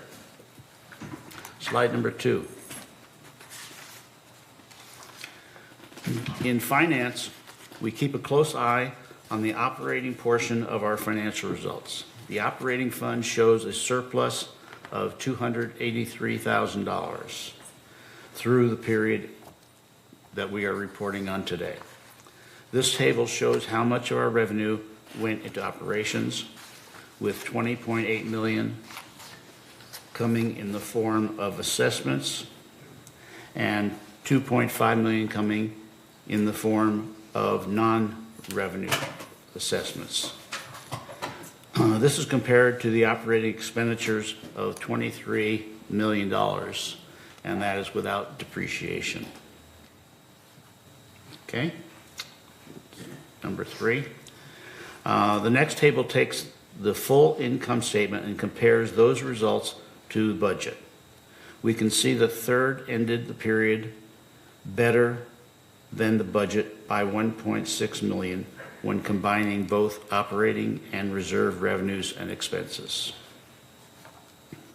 Slide number 4. The most significant variance from the budget were attributable to employee compensation and related $723,000. That was a favorable variance, resulting from primarily in the landscape and M&C departments due to open positions, which we are still trying to fill. Impacted areas included ground maintenance, irrigation, paint, carpentry, and electrical. Grounds maintenance contracted a sub-bed maintenance to outside vendors for the pruning, weeding cycle as they continue to fill the open positions. Insurance, $722,000. This was one that we had a favorable variance, primarily in property insurance as a result of new joint policy with United that began on June 1, 2024. This merge lowers Third's premium for property insurance by sharing coverage.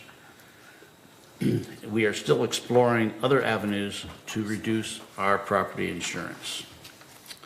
Investment income, $631,000. Favorable variance primarily from Treasury bills yielding a higher return than anticipated. Investment averaged 4.9% return compared to the budget 2.5%. With the Treasury lowering rates as they have, it's probable that we will not be able to maintain that 4.9% rate of return, so we'll be seeing our investment income go down. Outside services, $580,000. Favorable variance primarily in landscaping and maintenance and construction programs, such as landscape modification prior to paint landscaping, roof replacements, PVC cooling roof, paving, major asphalt repair, and copper piping replacement. Prior to paint landscaping began later than anticipated and is anticipated to end the year favorable. PVC cool roofing began later than anticipated, and work is anticipated to be completed in November. Major asphalt repair work in the current year was deferred at the direction of the board. However, will still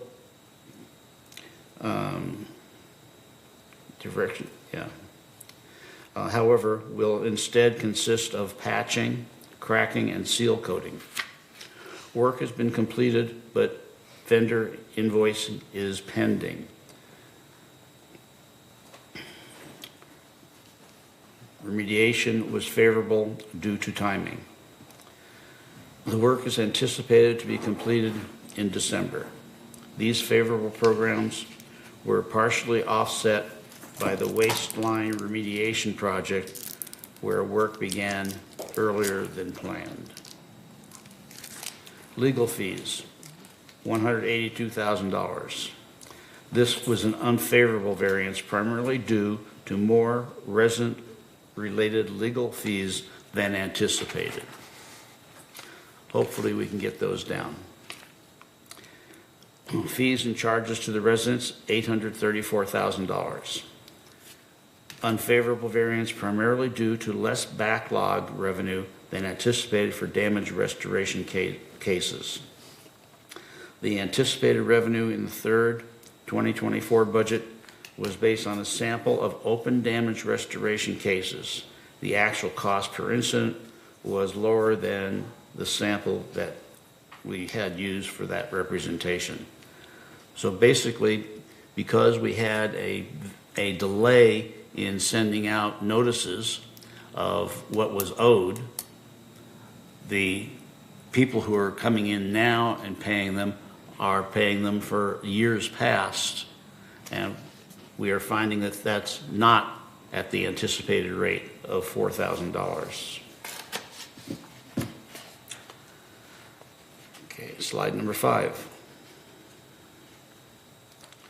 In this table, we present our non-assessment revenues earned to date by category and compare them to the current year's budget and the prior year's year-to-date actuals. Our largest revenue generating categories as of September 30th, 2024 were resident maintenance fee, investment income, and sales and leasing. Non-assessment revenue totaled $3.6 million through the reporting period. Slide number 6.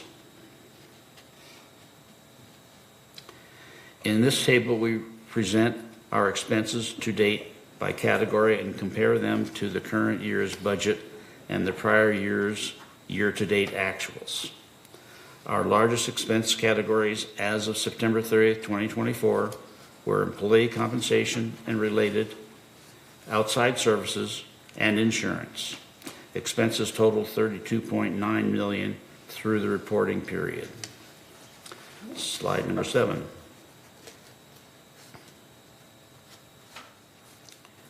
The non-operating fund balance on September 30th, 2024 was $36.5 million. Year-to-date contributions and interest were $12.9 million. Year-to-date expenditures were $9.8 million. The ending balance for the period is inclusive of the 2023 operating surplus transfer from the operating fund to the unappropriated expenditures fund. Slide number 8. Here we compare the non-operating fund balances to historical fund balances for the past 5 years on this chart, which is averaged $31.7 million. Third, Laguna Hills has been committed to supporting reserve requirements and having more contingency funds for unexpected events. In this picture, you can see, in this chart, you can see the different colors that represent the different areas: replacement funds, disaster fund, unappropriated expenditures fund, garden villas, recreation room fund. You probably have trouble finding the garden villas recreation room fund on this chart because it's so small. It's that little tiny speck at the top of that column. Slide number 9. We have a slide here to show resale history from 2022 to 2024. Through September 30th, 2024, third resales totaled 280, which is 2 more resales than the prior year from the same time period. The average year-to-date resale price for a third mutual was $623,000, which is $87,000 higher than the prior year for the same period. Now, I don't know how you account for that, other than inflation. Okay. That's your report. Any question? Yes, Mo? Okay, the last slide, resale history. It's reported to Third Mutual. I'm pretty sure it reported to United for United. But we don't get any benefit whatever our resale is. And whenever any sales, GRF are getting, some older monies there. So to me, the property is a Third Mutual. Whatever our regulation, all that, bylaw, all that, and the GRF are getting Third Mutual's resale benefit. We don't get any benefit. So does United. I like to look into it and what happened, why it is, and is there any way we can benefit from that? Thank you. Basically, you're looking at $7,500 for each resale is what you're talking about. And that does not get divided up between United and Third, et cetera. So all of that money goes to the GRF. Right. That's the way it's been set up. So I don't have any further answer than that. It's been set up that way by state law, that GRF charged the fee, and when they started charging the fee, we probably could have done something along the same lines. We did not. GRF did. Then the state passed a law that stipulated that those that already had that process in place, GRF in this instance, could continue that process, but nobody else could start that process. So, Moon, while I understand what you're interested in, we are basically out of luck. We do not get to share the $7,500, and we do not get to institute our own fee. That's just under state law. That's the way it is. So, in Basically, fact, you can. You don't want to comment? Okay. So in basically, fact, you can blame the state for that. right. So we, in fact, start having a united first vice president and president, and myself and Reza start having dialogue about that. So we don't know what the outcome will be, but we start having some dialogue. So please just pay a little bit Be patient. patient, and so we'll work on that one, so that our idea is lowering their assessment fee to individual, so that we can add that to our reserve fund. So we'll see how it goes. Yes. Okay. So, state law, whatever law it is, seems to me it's not fair. So what I think is we gotta look into it. If needed to be changed, we should try to change it. But otherwise, we have other ways we can get some benefit. But I want to look at this straightforward first. If it doesn't work, I want to go sideways. So somehow I want to get some benefit out of this. Thank you. Okay, so we'll see what we can do. Some dialogue started. Okay, thank you. Now, item B, report of Architectural Control and Standard Committee. Director Yun? I hope it's short. We discussed, the variance we approved. The one of them was common area. We're gonna look into further, and otherwise we will have another meeting. Sorry. Thank you. Okay, otherwise we'll have another meeting at December 2nd. Thank you. Okay. Now, see, report of maintenance and construction. Mr. Director Reinhardt went to GRF, so we do not have anything to report at this point. So, yes. I have a question on the report on page 2 of 6. Fence repairs. The last sentence in the first paragraph said, staff will work with the finance department to fund a fence maintenance program during 2026 budget meetings.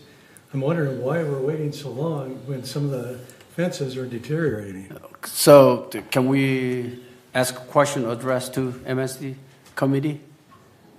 So I don't have the answer for that at this point. I'm sorry. Okay.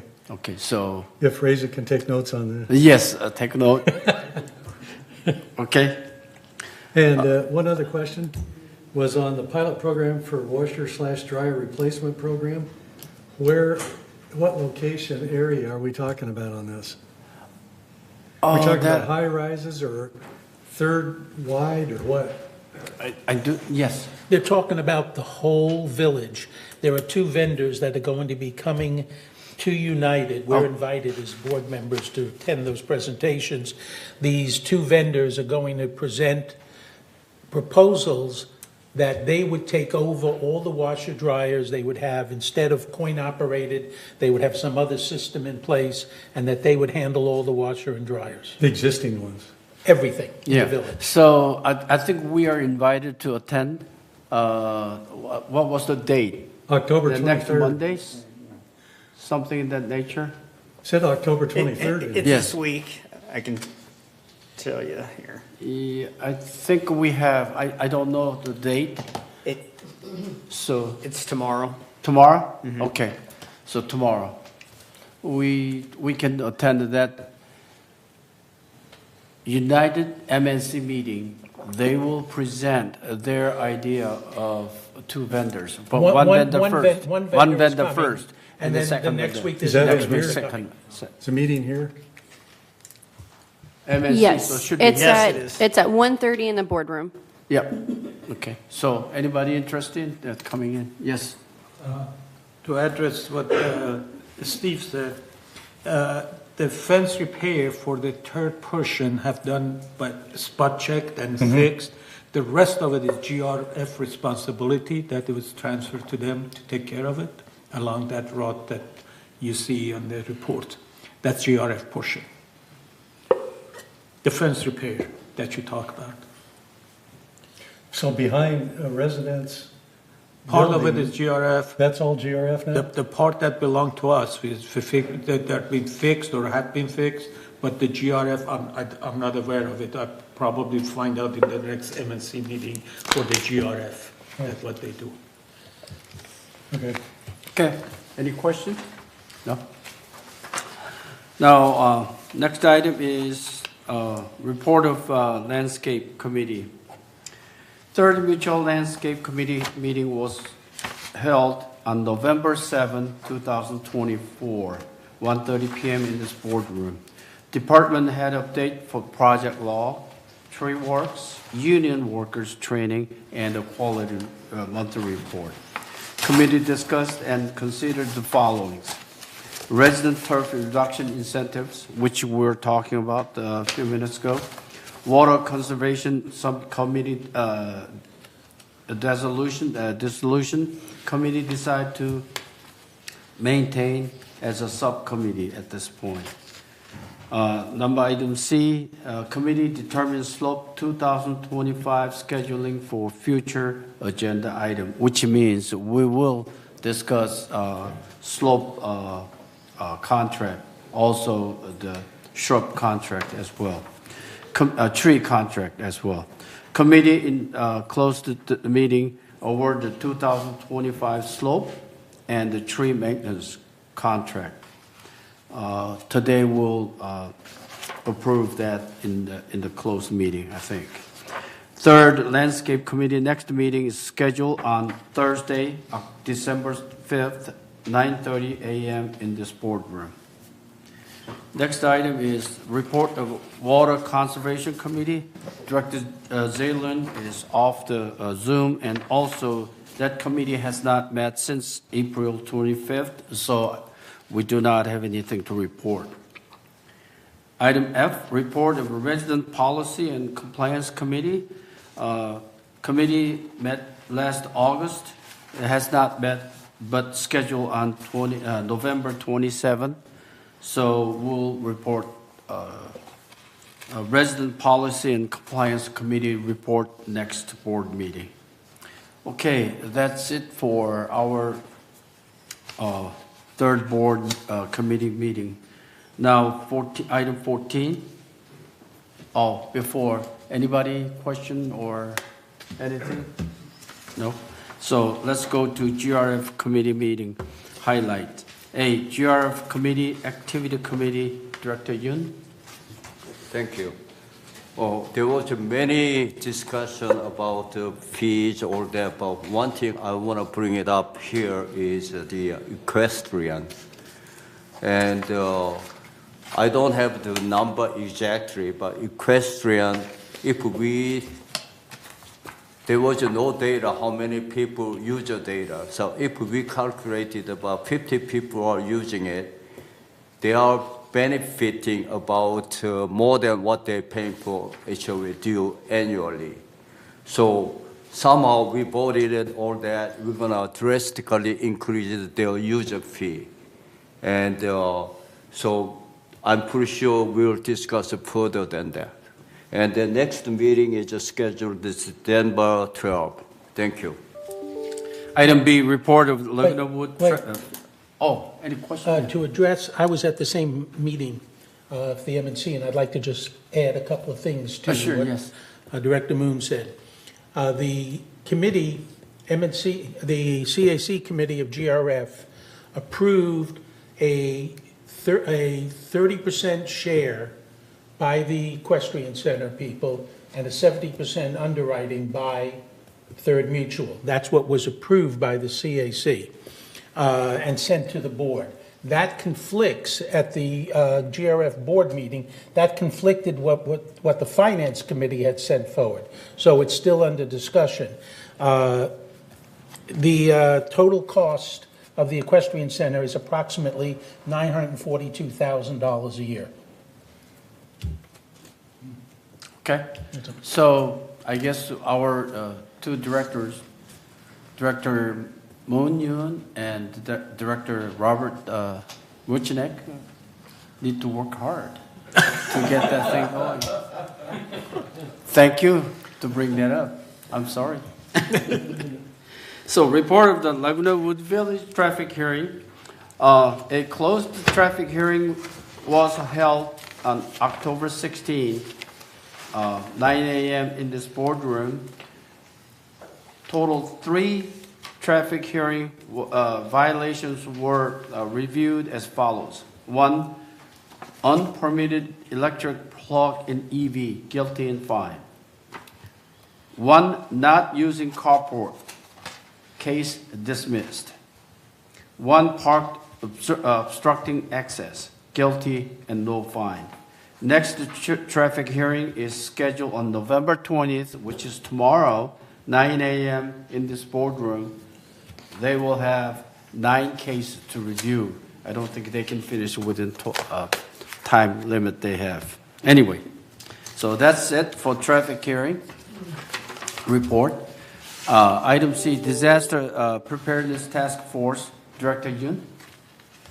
I don't have a lot of things to report, and we're gonna. I think that the next meeting is scheduled in November, but we're gonna have another meeting in the next year. Thank you. Okay. GRF, Maintenance and Construction, Director Reinhardt, but he's not here. But that meeting has not held since September 19th, so there's no report. GRF Finance Committee, Director Wayne. Thank you. Yes, the meeting was on October 16th, 2024. There was no significant events during that meeting. Nothing was discussed that would pertain to us. And the next meeting is on December 18th of 2024 at 1:30 p.m. in the boardroom. Thank you. Item F, Mobility and Vehicle Committee, Director Yun. No? I don't have many things to report for the media and communication, and the next meeting is just January No, next that's year. Thank you. transportation. No, that's not the media communication. Okay, item G, Landscape Committee of GRF Landscape Committee has not met since August 14 and December 11. We have a meeting scheduled. Item H, GRF Media and Communication, Director Yun.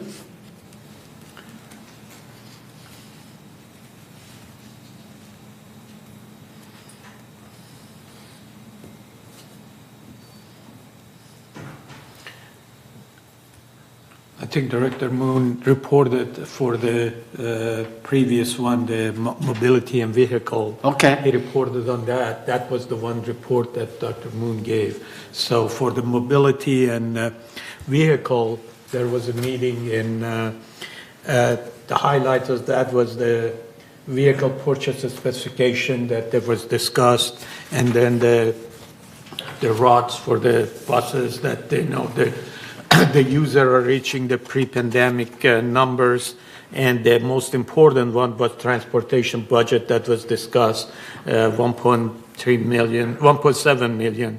And the interesting statistic was on fixed route cost, monthly cost per user was $84.40. For the journey route, monthly cost per user, $109.59. And for the boost, it was $24.02. There were a lot of discussion about that. And my comment about that was that if the boost only costs $24 and is door-to-door service by the, Lyft, why we don't look at that more seriously? And maybe that would be a good option, that, is cheaper, door-to-door. And usually, if you have disability, they send the vehicle that can, accommodate disabled person. So that's part of the discussion, because the other cost. I understand this is a very important project for the whole community, but it's still our job is to look at this statistic and number and see what's the best way to approach it. So that's a report on that one. Okay. Any question? Yeah, I think we spent lots of money for transportation department. Not only that, if you go the MSC department uphill, you see a lot of vehicles we have there. So we need to discuss why we have to spend that much money for the mobility and vehicles committee. Okay, thank you. Next item is space planning. We have not met since May 1st, 2024. We don't have anything to report. GRF Information Technology Advisory Committee, we have something to report on that one. A GRF ITAC, which is Information Technology Advisory Committee, meeting was held on October 17th at 1:30 p.m., a closed web meeting. Advisory Committee overseeing the development and implementation of Microsoft-based Dynamic 365 software program, so-called ERP. Since September 1st, go live, we have successfully completed the ERP program for our first month-end close. And the second month-end close is scheduled for completion shortly. Our IT team has received a tremendous amount of the feedback from the end users, which has been invaluable in addressing the new program issues. The next phase of the project will focus on enhancing customer service, which is our residents, and the service management, which will further improve our ability to meet the need of our residents and streamline our operations. Now, new Laguna Wood Village website has been launched. Our new community website is launched, live with a fresh and modern look, and improved navigation for easier access to the information you need. The updated site includes secure password protected governance documents and enhanced search function, making it simpler and faster to find what you are looking for. So please go and try out the new website. Next ITAC meeting schedule is on September 27 at 1:30 p.m. on web closed meeting. Reza Karimi and myself are the committee members. Thank you. And GRF Broadband Ad Hoc Committee, Director Muchnick, please.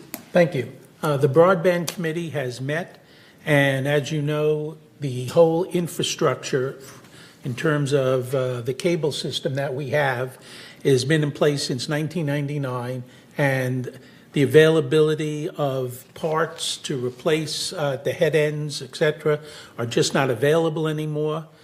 So we need to look into a new system. We're looking into fiber optics.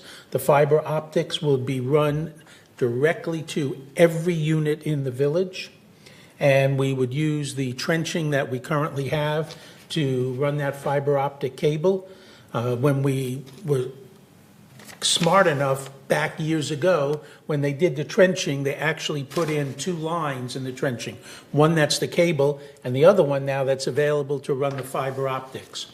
We're looking at an internet provider and also a streaming provider, so we would no longer have cable television in the village. It would all be streaming and internet. And the internet would be 2 gigs up and 2 gigs down without any loss. And the packages for the television would be a, what's not Dish, it's Direct TV, a package. And it would be part of your monthly assessment. And it would go up very slightly, but everybody would have 2 gigabyte up and down. And we now have gone through the process of having 3 different vendors submit actual formal proposals. The Broadband Committee has selected one of those proposals, and that proposal is going forward. The whole idea is to have our relationship with West Coast Internet, the current internet service provider in the village, ends December of 2025. The plan is to have this in place so that the new internet provider would take over, and we would have all of this work done. They're in the process of trying to set up the contract with these one provider and get this process moving forward. It's an expensive process. Total cost will be in the neighborhood of $20 million.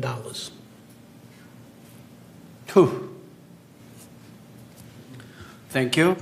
But if you amortize that over time, what's it come out to be? You are the finance. Oh. So I figure that's going to be good for 20 years, right? At least. At least. Yeah, okay. So divide that by 20. Okay. So it's only going to cost $1 million a year, right? We'll see. But there's income associated with it too. Right. So next item is, any question or? It's a good report. GRF, Security and Community Access Committee, Director Karimi. The meeting was on October 23rd. Unfortunately, I couldn't participate, so I have no report for that. Okay, thank you. Sure. Well, a comment actually on page 2 of 4 of that, where it says security statistics up to date. It says 50% of all citations written were failure to obey stop sign. Right. And I've almost got hit a few times because people were doing that. What are we doing to curb this? This has been going on for years. I've been involved in a traffic hearing for at least a year now. Most violation is a stop sign. Yeah. And I've been emphasizing to everyone, do not, violate stop sign. Stop sign is very important.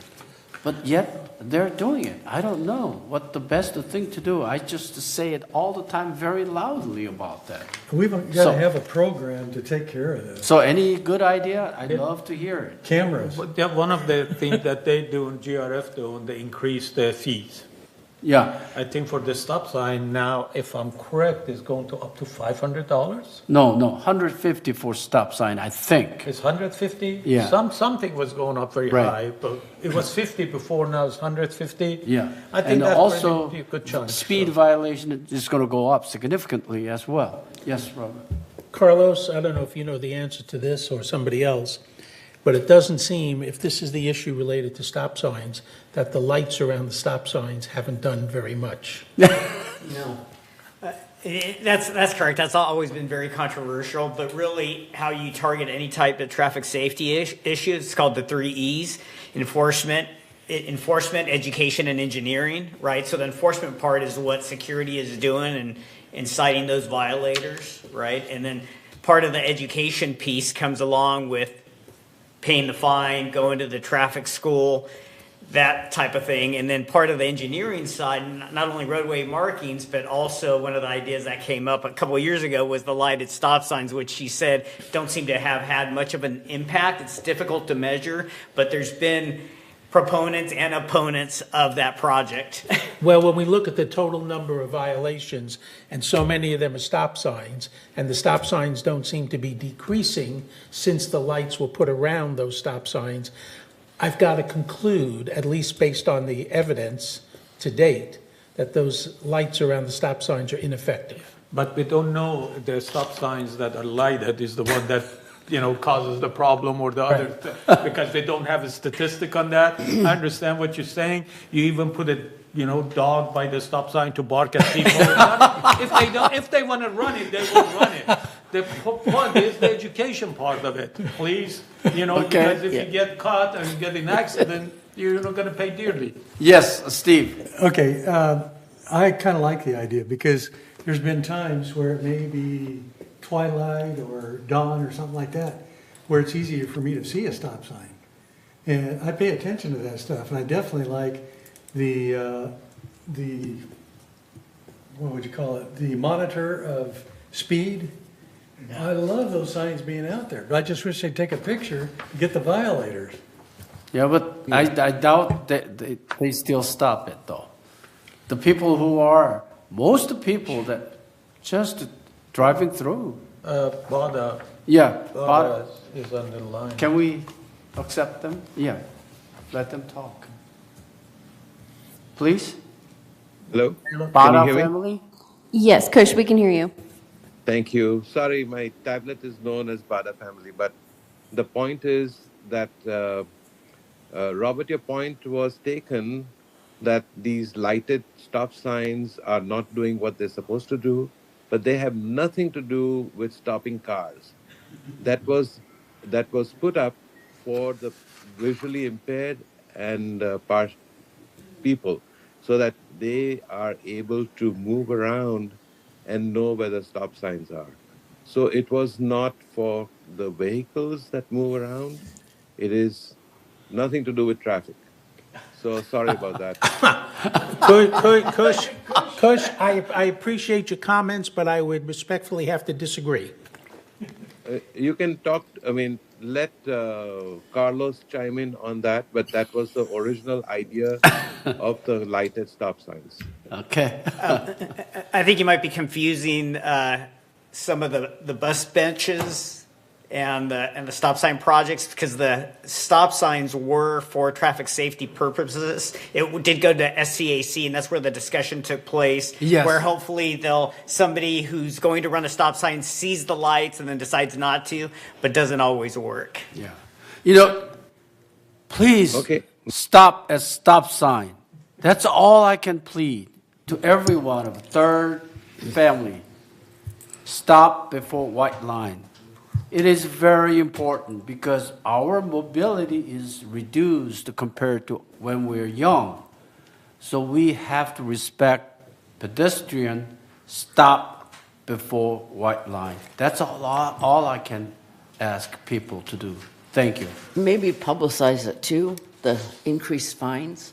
Yeah, increase. I think it's going to be close to 150. Put it in the breeze and, And it's going to be the Globe. double when you violate within 3-year period.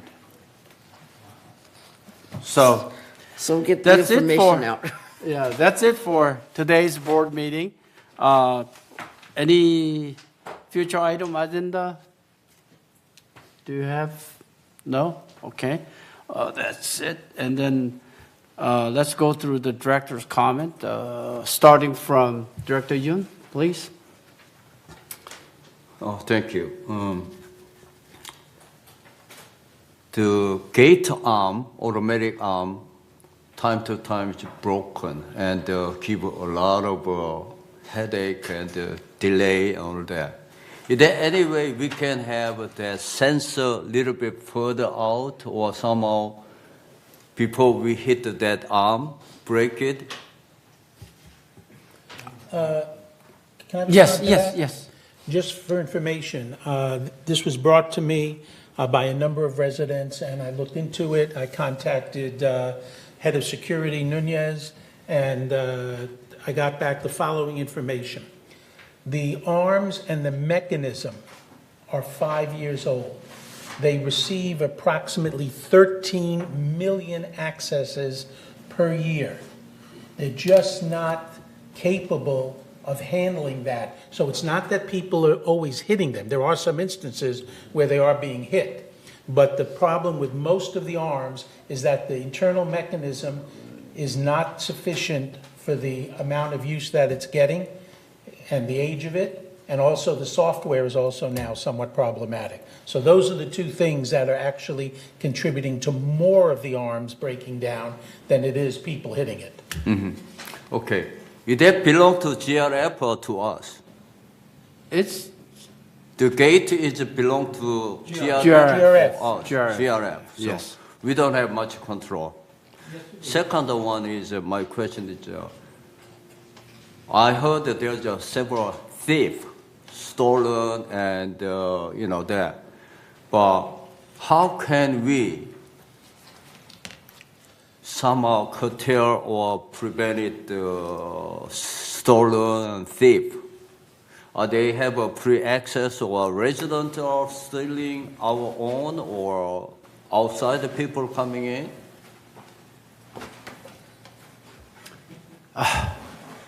I think that those Carlos, are the one that's going to go into give the us Security good- and Access Committee. Right. I mean, those that need to brought up, and the Security and Access Committee, they have reports on the theft, what they're doing.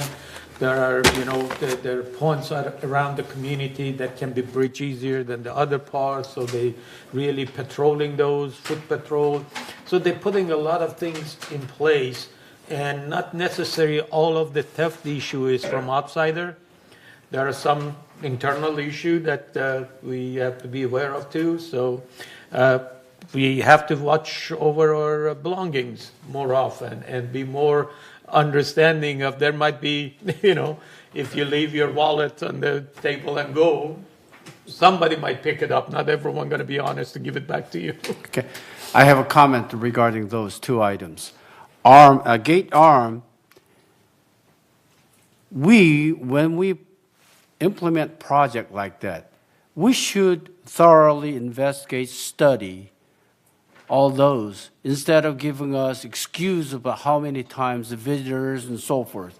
To me, that's a very poor excuse. When we first implement those projects, VMS should investigate very thoroughly before that happens. That's my point. And the second point is a thief. The golf bag that somebody took happened at 4008, my building. And it was between 1 to 1 o'clock to 1:30 or 2 o'clock, that period of time. It cannot be outside. It should be somebody visit or inside. It's short period of time somebody took the golf bag.